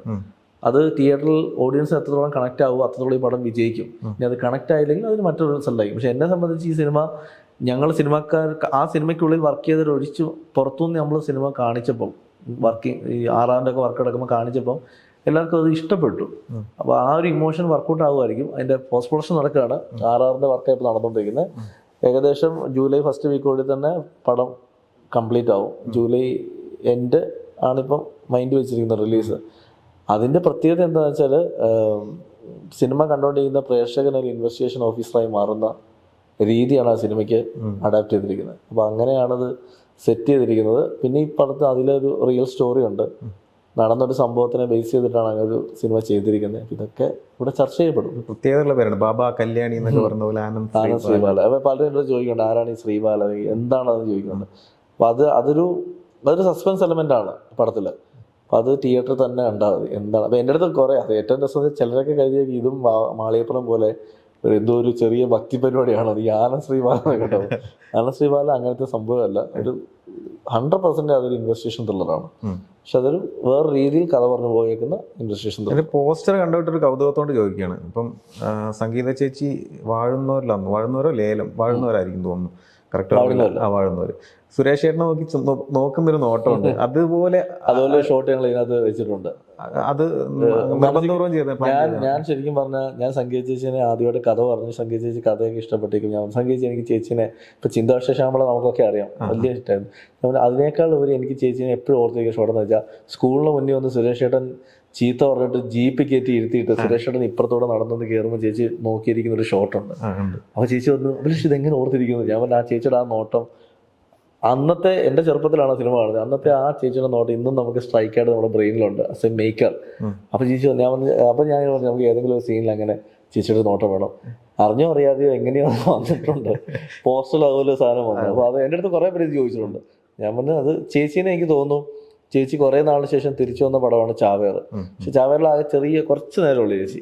അതിന് മുന്നേ ശ്രീനിവാസൻ സാറിന്റെ പവിയേട്ടൻ അത് കുറച്ച് മുന്നേ. പക്ഷെ ഇതിൽ എന്താ വെച്ചാൽ നമ്മൾ കാണാൻ ആഗ്രഹിക്കുന്ന ഒരു സംഗീത എന്ന് പറയുന്ന എലമെന്റ് ഇതിലുണ്ട് സംഗീത ചേച്ചിന്. അത് കൃത്യമായി യൂട്ടിലൈസ് ചെയ്തിട്ടുണ്ട് ഈ സിനിമയിൽ. ചേച്ചി അത് വളരെ ഗംഭീരമായിട്ട് ചേച്ചി ചെയ്തിട്ടുണ്ട്. ഇൻക്ലൂഡിങ് ഇതിന്റെ ക്ലൈമാക്സ് ഷൂട്ട് ചെയ്ത് കഴിഞ്ഞ മൊമെന്റിൽ എൻ്റയർ യൂണിറ്റ് കൈയടിച്ച് പോയിട്ടുണ്ട് ഞങ്ങൾ. ചേച്ചിയുടെ ഒരു പെർഫോമൻസ് ഉണ്ട് അത് ക്ലൈമാക്സ് ചെയ്യുന്നത്. അത് തിയേറ്ററിൽ ആളുകൾക്ക് അത് കണക്റ്റ് ആവും. അത് കണക്റ്റ് ആവുന്നതിനാണ് എൻ്റെ വിശ്വാസം. ഈ മാളികപ്പുറത്തിലെ കല്ലുവിനെയും അച്ഛനെയും പ്രേക്ഷകർ ഏറ്റെടുത്ത പോലെ ആനന്ദ് ശ്രീബാലയും ആനന്ദിനെയും ശ്രീബാലയും ജനങ്ങൾ ഏറ്റെടുക്കുന്നതിനാണ് എൻ്റെ വിശ്വാസം. അങ്ങനെയാണ് അത് സെറ്റ് ചെയ്തിരിക്കുന്നത്. ആക്ഷന് പ്രാധാന്യമുള്ള സിനിമയാണോ? തീർച്ചയായിട്ടും ആക്ഷൻ ഉണ്ട്, ഇൻവെസ്റ്റിഗേഷൻ്റെ ഒരു സ്റ്റൈൽ ഓഫ് ത്രിൽ മൂഡ് തന്നെ ഉണ്ട്, ഇമോഷൻസ് ഉണ്ട്. കണ്ണു നിറയാൻ പറ്റുമെന്ന് ഞാൻ കരുതുന്നു. കാരണം എനിക്ക് ഓൾറെഡി മാളികപ്പുറത്ത് നിന്ന് കിട്ടിയ ഏറ്റവും വലിയ ഫീഡ്ബാക്കാണ് ഈ പ്രേക്ഷകരെ കരയിപ്പിക്കാൻ കഴിഞ്ഞത് ഒരു വലിയ കാര്യമാണ്. അപ്പം ഞാൻ എൻ്റെ എല്ലാ തിരക്കഥകളിലും ഞാനത് എൻ്റെ എല്ലാ കഥകളിലും ഞാൻ ഈ ഇമോഷൻ ഇമ്പോർട്ടൻസ് കൊടുക്കും. ആനന്ദ് ശ്രീബാലയിൽ അത് വന്നിട്ടുണ്ട്. എവിടെയെങ്കിലുമൊക്കെ ഒരു മൊമെന്റിൽ കണ്ണു നിറയും. ഇപ്പം ചെയ്തിട്ടുള്ള പല സിനിമകളിലും ചെറിയ ചെറിയ വേഷങ്ങളൊക്കെ കേട്ടിട്ടുണ്ട്. അഭിനയം ഒരു സ്വപ്നമായിരുന്നു? അഭിനയം ഇഷ്ടമായിരുന്നു. അഭിനയം ഇഷ്ടമുള്ള താരമുള്ളത് എല്ലാവർക്കും അഭിനയം ഇഷ്ടമല്ലേ? ചുമ്മാ റോഡിൽ പോരാണെങ്കിൽ സിനിമ അഭിനയിക്കുന്നത് ചോദിച്ചാൽ പിന്നെന്താ വരാമെന്ന് വരും. അപ്പോൾ അത് ഇഷ്ടമാണ്. ഈ പറയുന്ന പോലെ അത് നമുക്ക് പറ്റിയ പണിയാണോ എന്നുള്ളത് ഞാനല്ല പറയേണ്ടത്. എനിക്ക് എൻ്റെ സിനിമ കാണുന്ന ആളുകളും അല്ലെങ്കിൽ നമ്മുടെ കൂടെ വർക്ക് ചെയ്യുന്നവർ പറഞ്ഞ് അത് നോക്കണം. നാളെ എഴുതുന്ന സിനിമകളൊക്കെ അങ്ങനെ റോൾ മാറ്റി വെക്കുമോ? ഞാൻ എങ്ങനെയാ വെച്ചാൽ ഞാൻ എഴുതുന്നൊന്നും ചിന്തിക്കത്തില്ല. എഴുതിയെല്ലാം കഴിഞ്ഞിട്ട് ഇങ്ങനെ കാസ്റ്റിംഗ് സമയത്ത് ഇരിക്കുമ്പോൾ ചിലപ്പോൾ തോന്നുന്നു ഇത് കൊള്ളാതെ നമ്മൾ ചെയ്താലോ എന്ന് ചോദിച്ചിട്ട് അങ്ങനെ എടുത്ത് ചെയ്താണ് മാളികപ്പുറത്തിലെ ആ ക്യാരക്ടർ. പത്താം വളവിലും ഒക്കെ. പത്താം വളവ് എനിക്ക് തോന്നുന്നു പപ്പേടൻ എൻ്റെ അടുത്ത് ചെയ്യാൻ പറഞ്ഞത് ഞാൻ ഫുൾ ടൈം ലൊക്കേഷനിൽ കാണണം. അപ്പോൾ പറഞ്ഞോട്ട് പണി തന്നെയാണെന്ന് സംശയമുണ്ട്. എനിക്ക് താടി എടുക്കാൻ ഇഷ്ടമുള്ള ആളെ ഞാൻ എപ്പോഴും പറയും എനിക്ക് താടി വെച്ച് നടക്കുന്നതിന് ഇഷ്ടമെന്ന് പറയും. പക്ഷെ അതിൽ പോലീസ് ക്യാരക്ടർ ചെയ്തേക്കുന്നത് താടി എടുത്താൽ. അപ്പോൾ ഞാൻ ആഗ്രഹമുണ്ട്. പിന്നെ ഈ പറയുന്ന പോലെ മാളികപ്പുറത്തിന് ശേഷം ഇപ്പം നമ്മുടെ സുഹൃത്തുക്കളും ഒരുപാട് പേര് സിനിമ ചെയ്യുന്നതുകൊണ്ട് തന്നെ ഒരുപാട് പേര് വിളിക്കുന്നുണ്ട് നീ വാ ഈ പടത്തിൽ വേഷം ചെയ്യാം. എന്നെ സംബന്ധിച്ച് ഞാൻ എഴുത്തിനാണ് ഫോക്കസ് ചെയ്യുന്നത്. അപ്പോൾ അതിലൊരു കുറേ ലക്ഷ്യമുണ്ട് എഴുത്തിൽ. എത്ര വർഷം കൊണ്ട് എനിക്ക് ഇത്ര കാര്യങ്ങൾ ചെയ്യണം. ആ ലക്ഷ്യത്തിലേക്ക് പോകുന്നതുകൊണ്ട് ഇതിന് ഇടയിൽ എപ്പോഴെങ്കിലുമൊക്കെ അഭിനയിക്കാൻ അവസരം കിട്ടിയാൽ മാത്രം, അല്ലാതെ അതിനുവേണ്ടി ഫുൾ ടൈം ഒന്നും പോകുന്നതില്ല. ഏറ്റവും കൂടുതൽ സമയം എടുത്തിട്ട് പൂർത്തിയാക്കിയിട്ടുള്ള തിരക്കഥ ഏതാ? കടാവറാണ്. കടാവറ റിസർച്ച് ഒക്കെ ചെയ്ത് നല്ല സമയം എടുത്ത് ചെയ്ത തിരക്കഥ. ബാക്കി എല്ലാ തിരക്കഥകളും അത്ര എനിക്ക് റിസർച്ച് ചെയ്യേണ്ടത് നമ്മളെ മൈൻഡിൽ നിന്ന് നമ്മൾ കടാവറിനെ സംബന്ധിച്ച് ഫോറൻസിക് ഇൻവെസ്റ്റിഗേഷൻ ആയതുകൊണ്ട് ഈ ഫോറൻസിക്കായിട്ട് ബന്ധപ്പെട്ട് തറോ സ്റ്റഡി ഇല്ലാതെ പറയാൻ പറ്റില്ല. അതുകൊണ്ടാണ് അതിൽ ചില കാര്യങ്ങളൊക്കെ ഭയങ്കര പുതുമയായിട്ട് ആളുകൾ ഇന്നും സംസാരിക്കുന്നത്. ഈ അഡിപ്പോസിയർ എന്ന് പറയുന്ന സംഭവം, അതൊക്കെ അഡിപ്പോസിയർ എനിക്ക് തോന്നുന്നു ഇന്ത്യൻ സിനിമയിൽ തന്നെ ആദ്യമായിട്ട് പറയുന്നത് നമ്മളാണ് അഡിപ്പോസിയറിൻ്റെ ഒരു ഡീറ്റെയിലിംഗ്. അപ്പോൾ അത് എൻ്റെ ലക്ഷ്യം എന്താ വെച്ചാൽ നാളെ ഞാനിത് പറയുമ്പോൾ തിയേറ്ററിൽ നിന്ന് കാണുന്ന ഓഡിയൻസ് ഗൂഗിളിൽ പോയി സെർച്ച് ചെയ്താൽ ഇതിൻ്റെ എക്സാക്ട് കറക്റ്റ് ആയിരിക്കണം. അപ്പം അതുകൊണ്ട് തന്നെയാണ് അതിൽ ഓരോ കാര്യങ്ങൾ അങ്ങനെ ചെയ്യിപ്പിക്കുന്നത്. പോസ്റ്ററിൽ കടാവർ ഈ കടാവർ എന്നുള്ള വാക്ക് ഒന്ന് പോപ്പുലർ ആക്കുന്നത് നമ്മുടെ സിനിമ പലർക്കും ആ വേടെന്തെന്ന് അറിയില്ല. അതിനുവേണ്ടി തന്നെ സിനിമയുടെ ക്ലൈമാക്സ് ഞാനത് പറയുന്നുള്ളൂ എന്താണ് കടാവർ. ആ പേര് ഇടുന്നത് ആദ്യ സമയത്ത് ഒരുപാട് എല്ലാവരും ഇങ്ങനെ അയ്യോ അത് വേണ്ട, ആ പേര് വേണ്ട, ആർക്കും മനസ്സിലാവില്ല. ഞാനും അതിൻ്റെ ഡയറക്ടർ അനൂപും വാശി പിടിച്ച് അമലെ ഞങ്ങളുടെ കൂടെ നോക്കിയത്. അപ്പോൾ ഞങ്ങൾ ഈ ടൈറ്റിലാണ് ഈ പടം. അതേപോലെ മാളികപ്പുറം എന്നുള്ള ടൈറ്റിൽ മാറ്റണമെന്ന് ഇവിടെ പറഞ്ഞവരുണ്ട്. അന്ന് ഇതിൻ്റെ ഡയറക്ടറും പ്രൊഡ്യൂസറും ഞങ്ങൾ ഒരേ സ്റ്റാൻഡിൽ പറഞ്ഞത് ആ പേര് മാറ്റിയിട്ട് ഈ പടം ചെയ്യില്ല. അങ്ങനെയാണ് ഞങ്ങൾ മുന്നോട്ട് പോയത്. കുറേ ആ പേരിട്ടാൽ ഈ സിനിമ ഓടില്ല എന്ന് പറഞ്ഞ ആളുകളുണ്ട് സിനിമയിൽ തന്നെ ഉള്ളവർ. നമുക്ക് കുഴപ്പമില്ല, ഈ സിനിമ ഓടും. ആ വിശ്വാസം അന്നും ഉണ്ടായിരുന്നു. ഇപ്പം അതുപോലെ എല്ലാ സിനിമകളിലും ഭാഗമായിട്ട് കണ്ടിട്ടുള്ള ഒരാളാണ് രഞ്ജിൻ രാജ്.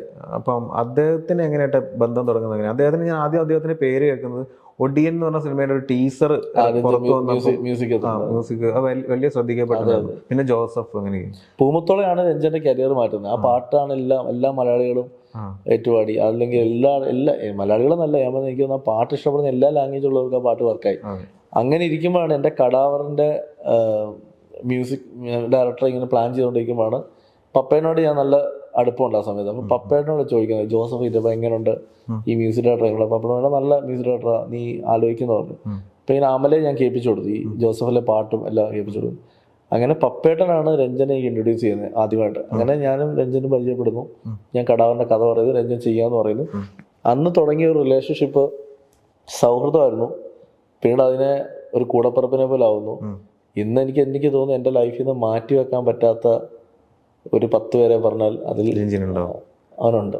10 പേരെന്നല്ലേ, ഒരു 5 പേരെ പറഞ്ഞാൽ എൻ്റെ വീട്ടുകാരെ മാറ്റി നിർത്തിയിട്ട് ഒരു 5 പേരെ പറയാൻ പറഞ്ഞാൽ അതിൽ ഒന്നാം സ്ഥാനം അവനാണ്. അതുകൊണ്ട് തന്നെ ഇതുവരെ ഇപ്പം ഞാൻ ചെയ്ത 6 സിനിമകൾ, ഈ സുമതിയോളം അടക്കമുള്ള 6 സിനിമകളിലെ മ്യൂസിക് രഞ്ജിനാണ്.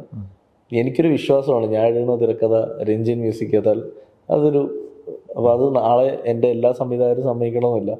നാളെ ചിലപ്പോൾ ഇനിയൊരു സംവിധാനം വരുമ്പോൾ പുള്ളി പറയണം അത് പറ്റില്ല, ഇന്നാൾ മറ്റൊന്ന് എനിക്കത് കേൾക്കേണ്ടി വരും. പക്ഷേ എന്നെ സംബന്ധിച്ച് നാളെ ഞാനൊരു സിനിമ സംവിധാനം ചെയ്ത് അതിൽ മ്യൂസിക് ഡയറക്ടർ എന്നുള്ള പേര് ഒറ്റ പേരാണ്, അത് രഞ്ജിൻ്റെ ശരിക്കും. അതല്ലെങ്കിൽ അവൻ പറയണം ഞാനിത് ചെയ്യുന്നില്ല എന്ന്. അങ്ങനെയാണെങ്കിൽ മാത്രമേ അത് മാറത്തുള്ളൂ. അതാണ് ഞാൻ തമ്മിലുള്ള ബോണ്ടി. പിന്നെ അവൻ മ്യൂസിക് ചെയ്യുകയാണെങ്കിൽ സ്റ്റുഡിയോയിൽ പോയിരുന്നത് കേൾക്കേണ്ട ആവശ്യം പോലും ഇല്ല. നമുക്ക് കൃത്യമായിട്ട് അറിയാം, മിക്സിംഗ് സ്റ്റുഡിയോ കൺട്രോളാന്ന് പറയും. കാരണം എനിക്കറിയാം അത് അവനറിയാം അതെന്താ ചെയ്യേണ്ടത്. അത് ഇത്രയും നാളത് അങ്ങനെ തന്നെ പോയിട്ടുണ്ട്. അത് ഇനി അങ്ങനെ മുന്നോട്ട് പോട്ടെ. ചിലപ്പോൾ അത് ഇഷ്ടപ്പെടാത്ത ഒരു സംവിധാനം വരാം. അന്നേരം ചിലപ്പോൾ ഞങ്ങൾക്ക് ഈ ബോണ്ടിങ് മാറ്റി വെക്കേണ്ടി വരും ആ സിനിമയ്ക്ക് വേണ്ടി. പക്ഷേ ആഫ്റ്റർ ഓൾ സിനിമ മാറ്റി വെച്ചാലും മ്യൂസിക് മാറ്റി വെച്ചാലും പേഴ്സണലി ഞാനും അവനും തമ്മിൽ അത് ഒരു ബ്രദർ ഫീലാണ്. അത് ഇങ്ങനെ ഇപ്പോൾ ഒരു ആവറേജ് സ്ക്രിപ്റ്റ് പ്രേക്ഷകരിലേക്ക് നന്നാക്കി എത്തിക്കാൻ സംവിധായകനെ നന്നായി പറയാൻ പറ്റിയാൽ മതി. അപ്പോൾ നന്നാക്കി എത്തിക്കാൻ പറ്റുമെന്നാണ് പറയുന്നത്. അതുപോലെ തന്നെ ഒരു ആവറേജ് സ്ക്രിപ്റ്റ് എഴുതി കഴിഞ്ഞാൽ അല്ലെങ്കിൽ ഒരു നല്ല സ്ക്രിപ്റ്റ് എഴുതി കഴിഞ്ഞിട്ടുണ്ടെങ്കിൽ അത് സംവിധായകനിലോട്ട്, ആ തിരക്കഥാകൃത്തിന് അല്ലെങ്കിൽ സിനിമയിലെ മറ്റുള്ള ആളുകളോട്, പ്രധാനപ്പെട്ട ആളുകളോട് എഴുതിയ ആൾക്ക് അത് പറഞ്ഞ് ഫലിപ്പിക്കാൻ പറ്റിയില്ലെങ്കിൽ ആ സ്ക്രിപ്റ്റിനവിടെ കാര്യം ഉണ്ടാവില്ല, അവർ തിരസ്കരിച്ച് വിടുന്നത്. ഞാൻ പലപ്പോഴും കേട്ടിട്ടുണ്ട് അഭിലാഷ് ചേട്ടൻ അസാധ്യമായിട്ട് കഥ പറയുന്നു എന്ന് വെച്ചാൽ സംവിധായകരോടും കൂട്ടുകാരൊക്കെ അറിയുന്നവരൊക്കെ പറഞ്ഞു കേട്ടിട്ടുണ്ട്. എങ്ങനെയാണ് ആ കഥ പറയാൻ പഠിക്കുന്നത്? അത് എഴുതിയത് അത്ഭുതപ്പെടുത്തുന്ന രീതിയിൽ മറ്റുള്ളവരിലേക്ക് ആ കഥ എങ്ങനെയാണ്? ഞാൻ രണ്ട് രീതിയാണ്. ഒന്ന്, ഞാൻ എഴുതാതെ തന്നെ കഥ പറയുന്ന ആളാണ് വിത്ത് ഡയലോഗ്സ്. ഞാൻ എൻ്റെ എഴുത്തിൻ്റെ രീതി, ഞാൻ ഒരിക്കലും 1 ലൈൻ എഴുതില്ല. എനിക്ക് 1 ലൈൻ എഴുതാൻ അറിയില്ല, എനിക്ക് സിനോപ്സ് എഴുതാൻ അറിയില്ല. ഈ 2 കാര്യം എനിക്ക് അറിയില്ല. എൻ്റെ രീതി എന്താ വെച്ചാൽ, ഞാൻ ഒരു കഥ മനസ്സിൽ കിട്ടിയാൽ ഞാൻ ഇതിനെ ഒരു 50-60 സീനായിട്ട് ഞാൻ ഡിവൈഡ് ചെയ്തതിൻ്റെ മനസ്സിൽ തന്നെ 50 സീനാക്കി സ്റ്റാർട്ടിങ്ങിലും എൻ്റെ ഉണ്ട് എത്തി എന്ന് കഴിഞ്ഞാൽ ഞാൻ പിന്നെ ഈ സീനെ ഡെവലപ്പ് ചെയ്യുന്നത് എഴുതിയിട്ടല്ല. ഞാൻ എൻ്റെ യാത്രകളിലും എൻ്റെ ചിന്തകളിലും ഒക്കെ ഇത് മാത്രമാണ്. ഞാൻ ആ സീനെ ഡെവലപ്പ് ചെയ്തുകൊണ്ടിരിക്കും വിത്ത് ഡയലോഗ്സ്. ഡെവലപ്പ് ചെയ്ത് ഈ സാധനം എനിക്ക് കഥ പറയണമെങ്കിൽ ഞാൻ വിത്ത് ഡയലോഗ് ഞാൻ ഫുൾ കഥ പറയും. ഞാൻ കഥ പറയുമ്പം എൻ്റെ കഥ കേട്ടിരിക്കുന്ന ആൾ, ഇപ്പം വൈശാഖ ഞാൻ പറയുന്ന കഥ കേൾക്കുകയാണെങ്കിൽ ആ കഥ വൈശാഖിന് കാണാൻ പറ്റണം സിനിമയായിട്ട്. ഞാൻ അങ്ങനെ കഥ പറയത്തുള്ളൂ. ഞാൻ പറയുന്ന കഥ നിങ്ങൾക്ക് സിനിമയായിട്ട് കാണാൻ പറ്റിയാലേ നിങ്ങൾക്കത് വാല്യൂറ്റ് ചെയ്യാൻ പറ്റത്തുള്ളൂ, whether it's good or bad. അപ്പം ഞാൻ അങ്ങനെ ചെയ്യുന്ന ആളാണ്. അതിനുശേഷമേ ഞാൻ എഴുതത്തുള്ളൂ. ഞാൻ എഴുത്തു തുടങ്ങുന്നത് ക്ലൈമാക്സിൽ നിന്നാണ്. ഞാൻ ആദ്യം ഒരു സിനിമയുടെ ക്ലൈമാക്സ് എഴുതത്തുള്ളൂ. അത് ഞാൻ ഈ 6 സിനിമയിൽ അങ്ങനെ തന്നെ ചെയ്തിരിക്കുന്നത്. ക്ലൈമാക്സ് എഴുതിയതിനു ശേഷം മാത്രമേ ബാക്കി തുടങ്ങത്തുള്ളൂ. ക്ലൈമാക്സ് കൺഫേം ആക്കി എഴുതി ലോക്ക് ചെയ്താൽ പിന്നെ സ്റ്റാർട്ടിങ് ടു ഒരു പോക്ക് പോകും. അങ്ങനെയാണ് ഇതുവരെ എഴുതിയിരിക്കുന്നത്. കാരണം അത് ക്ലൈമാക്സ് നന്നായി തന്നെ സിനിമ ഒരു 90% നന്നായി. സത്യമാണ്. അപ്പോൾ അതുകൊണ്ട് തന്നെ ക്ലൈമാക്സ് ആണ് ഞാൻ ആദ്യം എഴുതുന്നത്. ബാക്കിയൊക്കെ ഞാൻ ഇങ്ങനെ മുന്നേ ഒക്കെ എന്താ പ്രശ്നം വെച്ചാൽ ഒരുപാട് ടൈം എടുക്കുമായിരുന്നു ഈ ആലോചിച്ച് സെറ്റ് ചെയ്യണം. ഇപ്പം ഞാൻ എഴുത്തിന് ഇത്ര ദിവസം ഞാൻ മൈൻഡ് സെറ്റ് ചെയ്യും, അതിനുശേഷം ഞാൻ എഴുതി തുടങ്ങത്തുള്ളൂ. ആ ടൈമിനുള്ളിൽ ഞാൻ തീർക്കാൻ ശ്രമിക്കും. അതിലേക്ക് എത്താനാണ് ഞാൻ ലേറ്റ് ആവുന്നത്. പൊതുവെ എന്നെ പറ്റി ഇപ്പം എൻ്റെ കൂടെയുള്ള എല്ലാവരും പറയും ഇവൻ എഴുതി തരില്ല, ഇവൻ്റെ ഒരു സമയമുണ്ട് അപ്പോഴേ തരത്തുള്ളൂ എന്ന് പറയും. അതൊരിക്കലും ഞാൻ മടി പിടിച്ച് നടക്കുന്നതിൻ്റെ അല്ല. എനിക്കത് എഴുതാനുള്ള കറക്റ്റ് എൻ്റെ മൈൻഡ് സെറ്റായാൽ മാത്രമേ എനിക്ക് എഴുതാൻ പറ്റൂ. അല്ലാതെ ഒരു 4 സീൻ എഴുതിയിട്ട് 5ാമത്തെ സീൻ ആലോചിച്ചിരിക്കാൻ എനിക്ക് പറ്റില്ല. അങ്ങനെ ആലോചിച്ച് എഴുതാൻ എനിക്കറിയില്ല. അതെൻ്റെ നെഗറ്റീവ് ആവാം. ഞാൻ എൻ്റെ വേ ഓഫ് റൈറ്റിംഗ് എന്ന് പറയുന്നത് മുഴുവൻ തിരക്കഥയെ മനസ്സിൽ കൊണ്ടുവന്നതിന് ശേഷം മാത്രമേ ഞാൻ എഴുതത്തുള്ളൂ. അപ്പം ഈ റൈറ്റേഴ്സ് ബ്ലോക്ക് എന്നൊരു സാധനം വരില്ല. അതാണ് എൻ്റെ രീതി. പിന്നെ കഥ പറയുന്നത് നമുക്ക് ഇപ്പം നാളെ എനിക്കിപ്പോൾ മമ്മൂക്ക അടുത്തൊരു കഥ പറയാൻ അവസരം കിട്ടുന്നു, എനിക്കൊരൊറ്റ അവസരമേ കിട്ടത്തുള്ളൂ. ആ അവസരത്തിൽ ഞാൻ മനസ്സിൽ കണ്ട സിനിമയെ മമ്മൂക്കയ്ക്ക് കാണാൻ പറ്റിയാൽ മാത്രമേ ആ സിനിമ സംഭവിക്കത്തുള്ളൂ. അപ്പോൾ എന്നെ സംബന്ധിച്ച് ഈ കഴിഞ്ഞ കുറേ വർഷമായിട്ട് ഞാൻ പ്രാക്ടീസ് ചെയ്യുന്നത് അതാണ്. കണ്ണാടിയുടെ മുന്നിൽ നിന്ന് ഞാൻ കഥ പറയും. ഞാൻ എൻ്റെ കണ്ണാടിയുടെ മുന്നിൽ നിന്ന് കാണുന്ന ഞാൻ മലയാളത്തിലെ സൂപ്പർ സ്റ്റാർ ആണെന്ന് ചിന്തിച്ച് ഞാൻ കഥ പറയും. എന്നിട്ട് എവിടെയെങ്കിലും എനിക്കത് ബോറടിച്ച് തുടങ്ങുവാണെങ്കിൽ ഞാൻ തിരിച്ച് ദേഷ്യപ്പെടും. എന്ത് കഥയത്, വേറെ നല്ല കഥയൊന്നും ഇല്ലെന്ന് ചോദിക്കും ദേഷ്യം. കാരണം ഇതല്ലെങ്കിൽ നാളെ ഞാൻ റിയൽ ലൈഫിൽ അനുഭവിക്കേണ്ടി വരും. അതുകൊണ്ട് ഞാൻ പ്രാക്ടീസ് ചെയ്ത് അങ്ങനെ ആയതാ. അതെൻ്റെ വീട്ടിലെല്ലാവർക്കും അറിയാം. കാരണം അവരൊക്കെ കേട്ടിട്ടുണ്ട് ഞാൻ ഇങ്ങനെ ഡയലോഗ് മോഡുലേഷൻ മാറ്റി പറയുന്ന അത് ഇത്. അതുകൊണ്ട് അവർക്കതിപ്പോൾ യൂസറാണ്. ഞാൻ എൻ്റെ മേളത്തെ ഫ്ലോറിൽ എൻ്റെ മുറിയിൽ ഇരുന്നിട്ട് ഉറക്കെ സംസാരിക്കുന്ന കേൾക്കുമ്പോൾ താഴെ അമ്മ പറയും, വില്ലൻ കഥാപാത്രത്തിൻ്റെ ഡയലോഗാന്ന് തോന്നുന്നല്ലോ എന്ന് പറയാം. അപ്പം അത് ഇതൊക്കെ ഞാൻ പറയും, ഇതൊക്കെ ഓരോരുത്തരുടെ ഓരോ സ്റ്റൈലാണ്. എൻ്റെ സ്റ്റൈലാണ് ഞാൻ പറഞ്ഞത്. ചിലർ സൈലൻ്റ് ആയിരിക്കും. പിന്നെ ആഫ്റ്റർ ഓൾ എന്താണെങ്കിലും ഇപ്പം ഞാൻ പറയുന്ന കഥ അവർക്ക് മനസ്സിലായി എന്തും കിട്ടിക്കോട്ടെ, പേപ്പറിൽ വായിക്കുമ്പോൾ ആ വായിക്കുന്ന ആൾക്ക് സിനിമ കാണാൻ പറ്റണം. അതാണ് തിരക്കഥ. അതായിരിക്കണം സ്ക്രിപ്റ്റ് എന്ന് പറയുന്നത്. ആ ലാംഗ്വേജ് നന്നാക്കണം. പിന്നെ ഓരോന്നും ഓരോ രീതിയാണ്. ഇപ്പം ഞാനിപ്പോൾ എഴുതുന്ന കഥയിൽ വളരെ ഷോർട്ട് ടെമ്പർ ആയിട്ടുള്ളൊരു ക്യാരക്ടർ, എനിക്ക് ആ ക്യാരക്ടറിൻ്റെ സോഫ്റ്റ്വെയർ സംസാരിക്കാൻ പറ്റില്ല. അപ്പോൾ അയാളെ കൊണ്ട് വയലൻ്റായിട്ട് സംസാരിപ്പിക്കണമെങ്കിൽ ഞാനത് വയലൻ്റായി മാറണം, എങ്കിലല്ലേ എനിക്കത് എഴുതാൻ പറ്റത്തുള്ളൂ. അപ്പോൾ ശരിക്കും പറഞ്ഞാൽ ഏറ്റവും കൂടുതൽ മൂഡ് സ്വിങ്സ് എഴുതുന്ന ആൾ റൈറ്ററാണ്. സത്യം. നമ്മളിത് ഓരോ കഥാപാത്രത്തിൻ്റെ ഓരോ സ്വഭാവം എഴുതണ്ടേ. ഈ സ്വഭാവം എനിക്ക് കുറച്ച് വേണം, എങ്കിലേ എനിക്കത് എഴുതാൻ പറ്റത്തുള്ളൂ.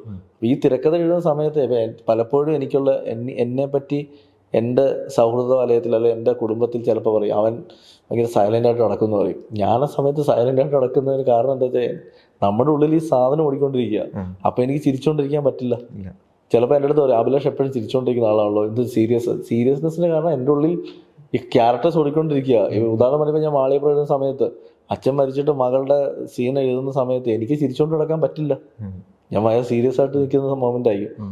അതുകൊണ്ട് ഞാനിപ്പോൾ സുമതികൾ എഴുതുമ്പോൾ ഭയങ്കര ഹാപ്പിയാണ്. കാരണം ഫുൾ ഫണ്ണാണ് അതിൽ, ഭയങ്കര ഹാപ്പി ആയിട്ട് ഇങ്ങനെ ഇരിക്കുന്നത്. ഇത് ശരിക്കും വരാനിരിക്കുന്ന അല്ലെങ്കിൽ സിനിമ സ്വപ്നം കാണുന്ന എഴുത്തുകാർക്കുള്ള നല്ലൊരു ഉപദേശം പ്രചോദനമൊക്കെയാണ് ഈ പറഞ്ഞ കാര്യങ്ങൾ.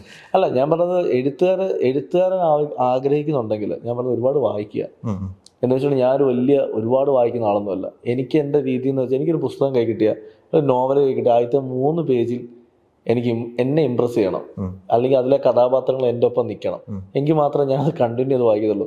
അതിന് എത്ര വലിയ അവാർഡ് കിട്ടിയ ബുക്കാണെങ്കിലും. അതുകൊണ്ട് തന്നെ ഇവിടുത്തെ പല ഫേമസ് നോവൽസ് പറഞ്ഞാൽ ചിലപ്പോൾ ഞാൻ വായിച്ചിട്ടില്ലായിരിക്കും, പക്ഷെ എനിക്കിഷ്ടമുള്ളത് ഞാൻ വായിക്കും. അത് ആദ്യത്തെ 3 പേജിലോ 4 പേജിലോ ഇതേ പാറ്റേൺ തന്നെ ഞാൻ തിരക്കഥയിലും അഡോപ്റ്റ് ചെയ്യുന്നത്. നമ്മുടെ തിരക്കഥ എടുത്ത് വായിക്കാൻ പോകുന്ന ആൾക്ക് ആദ്യത്തെ 3 സീൻ വായിക്കുമ്പോൾ അയാൾക്ക് സിനിമ കിട്ടണം, എങ്കിൽ മാത്രമേ അയാൾ ബാക്കി 50 സീൻ 60 സീൻ ഒന്ന് വായിക്കത്തുള്ളൂ. അപ്പോൾ അതേ പാറ്റേണാണ് ഞാൻ ഫോളോ ചെയ്യുന്നത്. അപ്പോൾ എഴുത്തുകാരോട് ഞാൻ പറയുന്നത് നമുക്ക് കിട്ടുന്ന ഏതൊരു അവസരവും ഓപ്പോസിറ്റ് നിൽക്കുന്ന ആളെ ഇമ്പ്രസ് ചെയ്യണം. പിന്നെ രണ്ടാമത്തെ കാര്യം, ഞാൻ തുടക്കത്തിൽ പറഞ്ഞ പോലെ തന്നെ എൻ്റെ ഓപ്പോസിറ്റ് ഇരിക്കുന്ന ആൾക്ക് എൻ്റെ സ്വഭാവം ആവണം നിർബന്ധം പിടിക്കാൻ പറ്റില്ല. കാരണം എൻ്റെ ഓപ്പോസിറ്റ് ഇരിക്കുന്ന ആളുടെ സ്വഭാവം വേറെ ആയിരിക്കും, അയാളുടെ ഇഷ്ടങ്ങൾ വേറെ ആയിരിക്കും, അയാളുടെ ശരികൾ വേറെ ആയിരിക്കും. ഞാൻ എഴുതി വെച്ചേക്കുന്ന സ്ക്രിപ്റ്റ് ശരി, അപ്പോൾ ഞാൻ എഴുതി വെച്ചേക്കുന്ന സ്ക്രിപ്റ്റിലെ ഒരു ശരി അയാൾക്ക് തെറ്റായിരിക്കും. അയാളത് പറയുകയാണെങ്കിൽ ഞാനത് അക്സെപ്റ്റ് ചെയ്യാൻ പഠിക്കണം. അതിൽ കാര്യമുണ്ടെങ്കിൽ അത് മാറ്റിയാൽ കുഴപ്പമില്ല എന്നുണ്ടെങ്കിൽ ഞാനത് അക്സെപ്റ്റ് ചെയ്യണം, അല്ലെങ്കിൽ ഞാനതിനെ ആർഗ്യൂ ചെയ്യണം. ആർഗ്യൂ ചെയ്താൽ അവിടെ ഫൈറ്റ് ആവും, പിന്നെ അത് വേറൊരു തലത്തിലേക്ക് പോകും. അതാണ് ഞാൻ തുടക്കത്തിൽ പറഞ്ഞത്. ഈ ഇന്നത്തെ ജനറേഷനോട് ചില കാര്യങ്ങൾ നമ്മൾ പറയുമ്പം അവരതിനെ ആ സെൻസിലെടുക്കില്ല, അതവർ മൈൻഡിൽ വെക്കും. ഇത് നമ്മളെ ഇൻസൾട്ട് ചെയ്തതാണോ? ഒരിക്കലും അല്ല. ഇപ്പം എൻ്റെ പുറകെ വരുന്ന എഴുത്തുകാരോടും അല്ലെങ്കിൽ ഈ പുതിയതായി സിനിമയിലേക്ക് എത്തുന്ന അഭിനേതാക്കളോടും സംവിധായകരോടും ഞാൻ പറയുന്നത് ഏറ്റവും കൂടുതൽ ക്ഷമ എന്നൊരു സാധനം സിനിമയിൽ വളരെ ഇമ്പോർട്ടൻ്റ് ആണ്. ഇപ്പം നമുക്ക് എന്തോരം പിള്ളേർ വിളിച്ചിട്ട് പറയും, ചേട്ടാ 2 വർഷമായി സിനിമ ഇറങ്ങിയിട്ട് മടുത്തു. അപ്പം ഞാൻ പറയുന്നത് നിർത്തിക്കോളാൻ പറയും. 2 കൊല്ലത്തിൽ ഒരാൾക്ക് സിനിമ മടുത്തെങ്കിൽ അവൻ സിനിമയെ ആത്മാർത്ഥത്തോടെ സ്നേഹിച്ചിട്ടില്ല, ഒരിക്കലും സ്നേഹിച്ചിട്ടില്ല. സിനിമ എന്ന് പറയുന്നത് എനിക്ക് ഇന്നും അറിയാം. 30 വർഷം സിനിമ എന്നിട്ടും ഇന്നും സിനിമ ചെയ്യാതെ ഇരിക്കുന്ന അസോസിയേറ്റ് ഡയറക്ടർമാരെ നമുക്കറിയാം, 25-30 വർഷം എന്നിട്ട്. പക്ഷെ അവർ സിനിമയാണ് സ്നേഹിച്ചത്. അവരിപ്പോഴും ഹാപ്പിയാണ് അസോസിയേറ്റായിട്ട് നിന്ന്. അവർ കുഴപ്പമില്ല, നമുക്ക് സ്വന്തമായിട്ട് നമ്മുടെ പേരിൽ സംവിധാനമാകാൻ പറ്റിയില്ലെങ്കിലും എത്ര ഹിറ്റ് പടത്തിൽ നമ്മൾ നിന്നു എന്ന് പറഞ്ഞിട്ടുള്ള അസോസിയേറ്റുമാരെ എനിക്കറിയാം. ഞാൻ ചോദിച്ചിട്ടുണ്ട്, ചേട്ടാ നമുക്കൊരു പടം ചെയ്യാം. വേണ്ട അഭിലാഷേ, ഇനിയൊരു ആർട്ടിസ്റ്റിൻ്റെ ഡേറ്റ് എടുക്കണം, അപ്പോൾ നമുക്ക് എപ്പോഴും സിനിമയുണ്ട് നമ്മുടെ കൂടെ.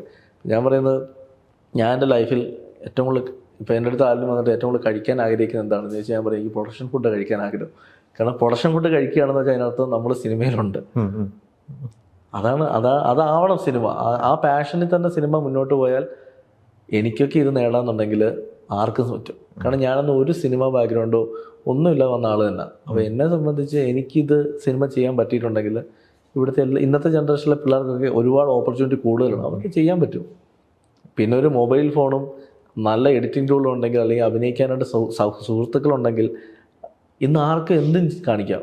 ഇപ്പം ഞാൻ പറയും, ഇപ്പോൾ റീൽസിൽ നിന്നൊക്കെയാണ് ഞാൻ പുതിയ പിള്ളേരെ കണ്ടുപിടിക്കുന്നത്. ഞാൻ എൻ്റെ ഡയറക്ടേഴ്സും റീൽസ് അയച്ചു കൊടുക്കുന്നത് കൊള്ളാലോ എന്ന് പറയും. ഇപ്പോൾ റീസെൻ്റ്ലി പോലും ഇപ്പോൾ ഒരു ട്രാഫിക്കിൻ്റെ ഒരു വീഡിയോ കൺഗ്രാറ്റ്സ് പറഞ്ഞ് മെസ്സേജ് കിട്ടും, നാദർഷൊക്കെ ഇത് ഷെയർ ചെയ്തത്. ഇങ്ങനെ ഇത് എല്ലാ മീഡിയയിലും ന്യൂസായി, പിള്ളേർ വൈറലായി. അതായത് ഈ കുട്ടികളെ മീഡിയക്കാരൊക്കെ പോയി ഇൻ്റർവ്യൂ എടുക്കുന്നു ആയിരുന്നു. അപ്പോൾ ഞാൻ ഈ പയ്യൻ്റെ ഇതിന് മുന്നേയുള്ള വീഡിയോസ് എടുത്ത് നോക്കി ഇൻസ്റ്റയിൽ. ഞാൻ നോക്കുമ്പോൾ കൈതി അങ്ങനെ എല്ലാ സിനിമകളും ഇവർ റീക്രിയേറ്റ് ചെയ്യുക, റിസ്കി ഷോട്ട്, അതായത് വിത്ത് ഓൾ സേഫ്റ്റി മെഷേഴ്സ് സിനിമാക്കാർ ഷൂട്ട് ചെയ്ത സിനിമയുടെ റിസ്കി സീൻസിന് ഇവരെടുത്തിട്ട് ഒരു സേഫ്റ്റി മെഷർ ഇല്ലാതെ റീക്രിയേറ്റ് ചെയ്ത് ഗംഭീരമായിട്ട് ചെയ്തേക്കാണ്. അപ്പോൾ ഇത് കണ്ടപ്പോൾ എനിക്ക് ആ പയ്യനോട് ഭയങ്കര ഇഷ്ടം തോന്നിയിട്ട് ഞാൻ ഇവന് മെസ്സേജ് എനിക്ക് നമ്പർ തന്നുകൊണ്ട് എന്നിട്ട് ഞാൻ അവനെ വിളിച്ചു, നിനക്ക് എന്താ ആഗ്രഹം എന്ന് ചോദിച്ചു. അപ്പോൾ പറഞ്ഞു, സാർ ഞാനൊരു മൊബൈൽ ഷോപ്പിൽ ജോലി ചെയ്യുക, എനിക്ക് സിനിമയാണ് സാർ ചെയ്തത്. അപ്പോൾ കുറേ വർഷമായിട്ട് അവൻ സിനിമയ്ക്ക് വേണ്ടി. ഞാൻ പറഞ്ഞു, നിനക്ക് സിനിമ അഭിനയിക്കണമെന്ന് ചോദിച്ചു. എനിക്ക് അഭിനയിക്കണം എന്ന് പറഞ്ഞു. ഞാൻ പറഞ്ഞു, ശരി, എങ്കിൽ എൻ്റെ അടുത്ത പടത്തിൽ നീ അഭിനയിക്കുന്നുണ്ട്. ഞാൻ സുമതി ഉള്ളതിലേക്ക് അവനെ കാസ്റ്റ് ചെയ്തു. പക്ഷെ ഞാൻ അടുത്ത ദിവസം കാണുന്ന ഒരു നാട് മുഴുവൻ അത് ആഘോഷിക്കുകയാണ്. കാരണം അവൻ്റെ കഷ്ടപ്പാടൊക്കെ ആ ഒരു നാട് മുഴുവൻ കണ്ടുകൊണ്ടിരിക്കുകയാണ്. അപ്പോൾ എനിക്ക് ഒരുപാട് പേര് മെസ്സേജ് കിട്ടു, ഇങ്ങനെ അങ്ങനെ വലിയ കാര്യങ്ങൾ ചെയ്തു കൊടുത്തത്. അപ്പോൾ ഞാൻ അതിശയമാണ്, ഒരു റീൽ കണ്ടിട്ടാണ് ഒരാളുടെ ജീവിതത്തിലേക്ക് ഒരു അവസരം ചെല്ലുന്നത് എന്ന് പറഞ്ഞാൽ ഇന്നത്തെ പിള്ളേർക്ക് എന്തോ ഒരു അവസരമാണ് അവരുടെ ടാലൻറ്റ് കാണിക്കാൻ. അപ്പോൾ ആരെങ്കിലും ഒരാൾ കൈപിടിച്ച് കൊണ്ടുവരാൻ കാണും. ഞാൻ ശ്രദ്ധിച്ചിട്ടുണ്ട് ചേട്ടൻ പല വീഡിയോകളുടെ അടിയിലും പോയി കമന്റ് ചെയ്യുന്നത്. അല്ല, ഞാൻ ചെയ്യുന്ന ആള്. അതുകൊണ്ട് എന്ത് നഷ്ടപ്പെടാനുള്ളത്? അത് കാണുന്ന അവർക്ക് അത് ശരിക്കും ഒരു മോട്ടിവേഷൻ ആയിരിക്കും, ഒരു സന്തോഷമായിരിക്കും. എൻ്റെ അടുത്ത് കുറേ പേര് അത് കണ്ടിട്ട് മെസ്സേജ് ചോദിക്കും, ഇത് ചേട്ടാ ഫേക്കാണ്, ഇത് ചേട്ടൻ തന്നെ ആണോ? ഞാൻ ചെയ്യുന്ന ആളാണ്. എനിക്കെന്താ, ഞാൻ അങ്ങനെ വന്നിട്ടുള്ള ആളല്ലേ, ഞാൻ ഒന്നുമില്ലാതെ വന്ന ആള്. ഇന്ന് ഇപ്പം നമുക്ക് ഇപ്പം നമ്മുടെ ഒരു പ്രിവിലേജ്, ഇപ്പം ഇൻസ്റ്റാഗ്രാമിൽ നമ്മുടെ ഒരു പ്രിവിലേജ് എന്ന ആൾ നോക്കുമ്പോഴത്തേക്ക് ആകെ കാണുന്നത് ഒരു ബ്ലൂ ടിക്ക് ആയിരിക്കും. ബ്ലൂ ടിക്ക് ആകുമ്പോൾ ഇത് വെരിഫൈഡ് അക്കൗണ്ടാണ്, അത്രയല്ലേ ഉള്ളൂ. അതിനപ്പുറത്തേക്കൊന്നുമില്ല. ആ ബ്ലൂ ടിക്കുള്ള വെരിഫൈഡ് അക്കൗണ്ടിൽ ഞാൻ ഒരു കമന്റ് ഇടുമ്പോൾ അത് കാണുന്ന ഒരാൾക്ക് അതൊരു ഇൻസ്പിറേഷനായിട്ട് തോന്നുവാണെങ്കിൽ എനിക്കതിലൊന്നും നഷ്ടപ്പെടാനില്ല. പകരം ഞാൻ കൊടുക്കുന്ന ഒരാളുടെ സന്തോഷമാണ്. ആ സന്തോഷം മതി, അത് ദൈവം കാണുന്നുണ്ട്. 2-3 കാര്യങ്ങളോട് ചോദിച്ചോട്ടെ. മാളികപ്പുറത്തിൻ്റെ 2ാം ഭാഗം അനൗൺസ് ചെയ്തിട്ടുണ്ടായിരുന്നു, അത് സംഭവിക്കുമോ? തീർച്ചയായിട്ടും. മാളികപ്പുറത്തിൻ്റെ 2ാം ഭാഗം ഓൾറെഡി ഒരു സ്റ്റോറി നമ്മൾ ലോക്ക് ചെയ്ത് വെച്ചിരിക്കുന്നതാണ്. പക്ഷെ അതിന് സമയമെടുക്കും, കുറച്ച് വലിയ ക്യാൻവാസ് ചെയ്യേണ്ട ഭാഗമായിരിക്കും. മാളികപ്പുറം ഉണ്ണി ഇല്ലാതെ എന്തായാലും നടക്കില്ലെന്നല്ല, അത് ഉണ്ണി ആ കുട്ടിയൊക്കെ ആണല്ലോ മാളികപ്പുറം എന്ന് പറയുന്നത്, അതാണല്ലോ. പിന്നെ ഇത് പ്രശ്നം എന്താ വെച്ചാൽ ഇതൊക്കെ വളർന്നുകൊണ്ടിരിക്കുകയാണ്. കുട്ടിയൊക്കെ മാളികപ്പുറം 2 വർഷമായി. അപ്പോൾ നമുക്കൊരു ടൈം പീരീഡ് ഉണ്ട്. പറഞ്ഞ പോലെ അതൊക്കെ ഒരു ചെറിയ തടസ്സങ്ങൾ അതിലുണ്ട്. എന്നിരുന്നാൽ പോലും എല്ലാത്തിനും ഒരു പ്ലാൻ ബി ഉണ്ടെന്ന് പറയുന്ന പോലെ ഒരു പ്ലാൻ ബി കണ്ടുവച്ചിട്ടുണ്ട്. പ്ലാൻ എ അല്ലെങ്കിൽ പ്ലാൻ ബി സംഭവിക്കും. അതുപോലെ തന്നെയായിരുന്നു വലിയ സന്തോഷത്തോടെ വിനയൻ സാർ പറഞ്ഞിട്ട് അത്ഭുതദ്വീപ് തീർച്ചയായിട്ടും സംഭവിക്കും. കാരണം അതിൻ്റെ എഴുത്ത് കിടക്കുന്നുണ്ട്. അത്ഭുതദ്വീപ് 2 ചെയ്യുക എന്നുള്ളത് എൻ്റെ ഏറ്റവും വലിയ ആഗ്രഹങ്ങളൊന്നാണ്. 18 വർഷം മുന്നേ തൃശ്ശൂർ തിയേറ്ററിൽ നിന്ന് ഞാൻ ക്ലാസ് കട്ട് ചെയ്ത് പോയി കണ്ട സിനിമയാണ് അത്ഭുതദ്വീപ് 2. അപ്പോൾ അത്ഭുതദ്വീപ്. അപ്പോൾ അന്ന് സ്വപ്നത്തിൽ പോലും കരുതിയിട്ടില്ല അത്ഭുതദ്വീപ് 2 എനിക്ക് എഴുതാൻ പറ്റും, അല്ലെങ്കിൽ ഇങ്ങനെ ഒരു ഭാഗ്യം കിട്ടും എന്നുള്ളത്. വിനയൻ സാർ ഞാൻ മറ്റൊരു കഥ ചെയ്യാൻ വേണ്ടി വിനയൻ സാറിനെ അപ്രോച്ച് ചെയ്തിട്ടുണ്ട്. അത് സബ്ജക്റ്റ് പുള്ളിക്ക് ഇഷ്ടപ്പെട്ടിരുന്നു. ആ സമയത്താണ് ഉണ്ണിയും ഞാനും കൂടെ വേറൊരു പടം ചെയ്യാൻ വേണ്ടി ആലോചിക്കുന്നുണ്ട്. അപ്പോൾ അതൊരു എലമെന്റ് പറഞ്ഞു. ഞാൻ എന്നിട്ട് ഉണ്ണിയോട് പറഞ്ഞു, ഈ എലമെന്റ് നമുക്ക് ഞാൻ വിനയൻ സാറിനോട് പറയട്ടെ എന്ന് ചോദിച്ചു. ഉണ്ണി പറഞ്ഞാൽ നീ പറഞ്ഞു നോക്കുന്നത്. അന്ന് അത്ഭുതദ്വീപ് 2 എന്നല്ല, ഞാൻ ആ എലമെന്റ് വിനയൻ സാറിനോട് വിനയൻ സാറിനോട് ഇങ്ങനെ കഥ പറഞ്ഞിരിക്കുമ്പോൾ ഞാൻ പറഞ്ഞു, സാറ് വേറെ വഴിയുണ്ട് സാറേ, അത്ഭുതദ്വീപ് 2 ഇതോടെ കണക്ട് ചെയ്യാൻ പറ്റുമല്ലോ എന്ന് പറഞ്ഞു. അത്ഭുതദ്വീപ് നമുക്ക് ഇതോടെ കണക്ട് ചെയ്താലോ എന്ന് ചോദിച്ചു. സാർ അത് എങ്ങനെയാണെന്ന് ചോദിച്ചപ്പോഴത്തേക്ക് ഞാൻ ഈ എലമെന്റ് പറഞ്ഞു, ഇങ്ങനെ കാര്യങ്ങളാകുമ്പോഴത്തേക്ക് പുള്ളിക്കത് ഭയങ്കര കണക്റ്റഡ് ആയി. പുള്ളി പറഞ്ഞു, ഇത് കറക്റ്റ് ആണല്ലോ എന്ന് പറഞ്ഞു. അവന് നമുക്ക് വേറെ യൂണിവേഴ്സ് ഉണ്ടാക്കാം. അങ്ങനെയാണ് അത് ഓണായത്. അപ്പോൾ അതിൻ്റെ പ്രോസസ്സ് നടക്കുന്നുണ്ട്. പക്ഷെ അതൊരു വലിയ ക്യാൻവാസിൽ ഒരുങ്ങുന്ന മലയാളത്തിലെ തന്നെ എനിക്ക് തോന്നുന്നു ഏറ്റവും ബിഗ് ബഡ്ജറ്റ് സിനിമകളിലൊന്നായിരിക്കും. അപ്പോൾ അത് അതിൻ്റെ ഒരു സമയമെടുത്ത് അത്ഭുതദ്വീപിലുണ്ടായിരുന്ന എല്ലാവരും ഇതിലും ഭാഗമായിരിക്കും. അത്ഭുതദ്വീപിലുണ്ടായിരുന്ന രാജുവിനൊക്കെ ആണെങ്കിൽ ആ ക്യാരക്ടേഴ്സ് കാണില്ല. മീൻസ് ആസ് പെർ സ്ക്രിപ്റ്റ് ഇപ്പോൾ എഴുതി വരുന്നത് അങ്ങനെയല്ല. പക്ഷെ ഈ പറയുന്ന 100% പക്രുചാണുണ്ട്. ആ ദ്വീപിലെ എല്ലാവരും ഉണ്ട്. മറ്റേ കഥ അവിടെ കഴിഞ്ഞു. അപ്പോൾ ലാസ്റ്റ് ആ രാജകുമാരിയെ കൊണ്ട് ആ ഗ്യാങ് തിരിച്ച് അവിടെ നിന്ന് പോയി, അതവിടെ കഴിഞ്ഞു. പക്ഷെ ആ രാജ്യവും അന്നത്തെ ആളുകൾ അവിടെ ഉണ്ട്, അവരെല്ലാം അതുപോലെ തന്നെയാണ്. വേറൊരു കാര്യം കൂടെ, ഏറ്റവും പ്രിയപ്പെട്ട സ്വന്തം തിരക്കഥയും ഏറ്റവും പ്രിയപ്പെട്ട മറ്റൊരു തിരക്കഥയും ചൂസ് ചെയ്യാൻ പറഞ്ഞാൽ ഏതൊക്കെ സെലക്ട് ചെയ്യും? എൻ്റെ പ്രിയപ്പെട്ട തിരക്കഥ ചൂസ് ചെയ്യാൻ പറഞ്ഞാൽ എനിക്ക് 10-ാം വളവ്. 10-ാം വളവ് അത് എനിക്കറിയില്ല, മാളികപ്പുറം നമുക്ക് അത്രയും പേര് തന്ന അല്ലെങ്കിൽ നമ്മൾ വിജയിച്ച സിനിമയാണ്. പക്ഷെ എൻ്റെ മനസ്സിനോട് ഏറ്റവും അടുത്തിരിക്കുന്ന സിനിമ എനിക്ക് ഭയങ്കരമായിട്ട് 10-ാം വളവ് എന്നുള്ള സിനിമയാണ്. അത് അറിയില്ല അത് എന്താണ് എൻ്റെ തിരക്കഥകളിൽ. പുറത്തുള്ള തിരക്കഥ പറഞ്ഞാൽ ലോയി സാറിൻ്റെ എല്ലാ സിനിമകളും, അതിന് ഒരു തിരക്കഥ എന്ന് പറയാൻ പറ്റില്ല. പുള്ളിയുടെ എല്ലാ തിരക്കഥകളും ഞാൻ ഹാർഡ് കോർ ഫാനാണ്. അത് കൊമേഴ്ഷ്യലി സക്സസ് ആയ പടങ്ങളായാലും സക്സസ് അല്ലാതെ പോയ പടങ്ങളായാലും എനിക്ക് എല്ലാം ഭയങ്കരമായിട്ട്. പിന്നെ അതേപോലെ തന്നെ എനിക്ക് ഇഷ്ടപ്പെട്ട 2 എഴുത്തുകാരിൽ ഒരാളാണ് രഞ്ജിത്ത് സാർ. എനിക്ക് രഞ്ജിത്ത് സാറിൻ്റെ ദേവാസുരം, കാരണം ഞാനൊരു എൻസൈക്ലോപീഡിയ ആയിട്ട് കാണുന്നൊരു സിനിമയാണ് ദേവാസുരം. അതായത് ഒരു ഫുൾ പാക്കേജ് അതിൽ എല്ലാം ഉണ്ട്. പിന്നെ അതേപോലെ തന്നെ എനിക്ക് ഡയലോഗ്സ് ഭയങ്കരമായിട്ട് എനിക്ക് ഹോണ്ട് ചെയ്യുന്ന, അല്ലെങ്കിൽ നമുക്ക് ഉള്ളിൽ ഇങ്ങനെ ടച്ച് ചെയ്ത ഡയലോഗ്സ് എഴുതിയേക്കുന്ന ഒരാളാണ് രഞ്ജി പണിക്കർ സാർ. തീപ്പൊരു ഡയലോഗാണ്. അപ്പോൾ ഈ 2 പേരെ എനിക്ക് ഭയങ്കര ഇഷ്ടമാണ്. അപ്പം നമ്മളിവരെയൊക്കെ മനസ്സുകൊണ്ട് ഗുരുവായിട്ട് കണ്ടിട്ടാണ് പണ്ട് സിനിമയിലൊക്കെ എഴുതാൻ വരുന്നത്, 2013 അന്ന് ഇവരെ ഞാൻ കണ്ടിട്ട് പോലും ഇല്ല. പിന്നെ ഇവർ ഓരോരുത്തരുടെ ജീവിതത്തിൽ പല സമയത്തായിട്ട് കാണുന്നു. ഇതേ ഞാൻ പറഞ്ഞ രഞ്ജി പണിക്കർ സാറിന് വേണ്ടി ഞാൻ എഴുതുന്നത്. എൻ്റെ ഡയലോഗ് രഞ്ജിയേട്ടൻ പറയുന്നു, നൈറ്റ് ഡ്രൈവിലുണ്ടായിരുന്നു, മാളികപ്പുറത്തിലുണ്ടായിരുന്നു. അപ്പോൾ ഞാൻ അദ്ദേഹത്തിനോട് ഒരു ഡയലോഗ് കൊടുക്കും, ഞാൻ ലിക്കണത് ഇത് ആരാണ്, പണ്ട് ഇദ്ദേഹത്തിൻ്റെ സിനിമയല്ല നമ്മൾ. പിന്നെ രഞ്ജിത്ത് സാറുമായിട്ട് നല്ല നല്ല ബന്ധമുണ്ട്. ശരിക്കും മാളികപ്പുറം ആദ്യം രഞ്ജിത്ത് സാറാണ് പ്രൊഡ്യൂസ് ചെയ്തിരുന്നത്. പിന്നെ അദ്ദേഹം ആ സമയത്ത് കൊത്തുന്നൊരു പടവും പിന്നെ അങ്ങനെ കുറച്ച് തിരക്കിലൊക്കെ ആയി. പിന്നെ കോവിഡ് വന്നു, അങ്ങനെയൊക്കെ സമയത്താണ് അത് മാറുന്നതും പിന്നീട് ആൻഡ്രോ ചേട്ടൻ വരുന്നതൊക്കെ. രഞ്ജിത്ത് സാറുമായിട്ട് നല്ല ബന്ധമാണ്. എൻ്റെ ലൈഫിൽ എനിക്ക് സാധിക്കാതെ പോയൊരു കാര്യം, എനിക്ക് ലോഹി സാറിനെ കാണാൻ പറ്റിയിട്ടില്ല. പക്ഷെ അദ്ദേഹത്തിൻ്റെ അവസാനമായിട്ട് കണ്ടിട്ടുള്ളത് അദ്ദേഹം മരിച്ച് അദ്ദേഹത്തിൻ്റെ ശരീരം മാത്രമേ ഞാൻ കണ്ടിട്ടുള്ളൂ. ഞാൻ അന്ന് കോളേജ് MBA പഠിക്കുന്ന സമയമാണ്. അദ്ദേഹം മരിച്ചിട്ട് പൊതുവർഷത്തിൽ വെച്ച സമയത്ത് ഞാൻ വന്ന് കണ്ടിട്ടുണ്ട്. പക്ഷെ മനസ്സുകൊണ്ട് ഞാൻ അന്ന് ആ മനുഷ്യനെ അതുപോലെ, അതായത് കൈ തൊട്ട് ദൈവം ഇങ്ങനെ അനുഗ്രഹിച്ചു എന്ന് പറയത്തില്ലേ ഒരു എഴുത്തുകാരനെ, അങ്ങനെയുള്ള എഴുത്തുകാരനാണ് അദ്ദേഹം. വേറെ ഭാഗ്യം ലഭിച്ചു, അദ്ദേഹം ലോഞ്ച് ചെയ്യാനിരുന്ന ഉണ്ണിയെ വെച്ചൊരു സൂപ്പർ സിനിമ ഒരുക്കാൻ പറ്റി. ഇനിയിപ്പം വരാനിരിക്കുന്ന എല്ലാ സിനിമകളും, ആനന്ദ് ശ്രീബാല, സുമതി വളവ്, അത്ഭുതദ്വീപിൻ്റെ 2ാം ഭാഗം, മാളികപ്പുറത്തിൻ്റെ 2ാം ഭാഗം, മറ്റ് സിനിമകളെല്ലാം വലിയ വിജയമാവട്ടെ എന്ന് മനസ്സറിഞ്ഞ് പ്രാർത്ഥിക്കുകയാണ്. അതുപോലെ തന്നെ മറ്റുള്ള സ്വപ്നങ്ങളെല്ലാം സഫലമാവട്ടെ. ഇപ്പം ഇത്രയും നേരം വലിയ സ്വപ്നങ്ങളൊന്നും ഇല്ല. പക്ഷേ ഏറ്റവും വലിയ സ്വപ്നം സാധിച്ചു, അതാണ് സിനിമ ഏറ്റവും വലിയ സ്വപ്നം. പിന്നെ ഞാൻ ഇനി സ്വപ്നങ്ങൾ, ഇനി മുന്നോട്ട് പ്രാർത്ഥനകൾ മാത്രമാണ്. ഒന്ന് എനിക്ക് ഒപ്പമുള്ളവരൊക്കെ ഇങ്ങനെ തന്നെ വേണം. അവരോട് ഈ യാത്രയിൽ നമുക്കറിയാം, ഈ യാത്രയിൽ പലരും നമ്മുടെ ജീവിതത്തിൽ നിന്ന് പോകേണ്ടി വരും പല രീതിയിൽ. അത് മരണത്തിൻ്റെ രൂപത്തിലാവാം, സൗഹൃദം പിണങ്ങിപ്പോന്നാവാം. പക്ഷെ ഞാൻ പ്രാർത്ഥിക്കുന്നത് എത്രത്തോളം സമയം എല്ലാവർക്കും നീട്ടിക്കൊടുത്ത് കൂടെ നിർത്തണം എന്നുള്ള ആഗ്രഹം മാത്രമേ ഉള്ളൂ എനിക്ക്. അതങ്ങനെ മുന്നോട്ട് തന്നെ പോകണം, ബാക്കിയൊക്കെ നടന്നോളൂ. എന്നും പ്രേക്ഷകരെ എൻ്റർടൈൻ ചെയ്യാൻ സാധിക്കട്ടെ. ഇത്രയും നേരം സഹകരിച്ചതിന് ഒരുപാട് നന്ദി. Thank you very much.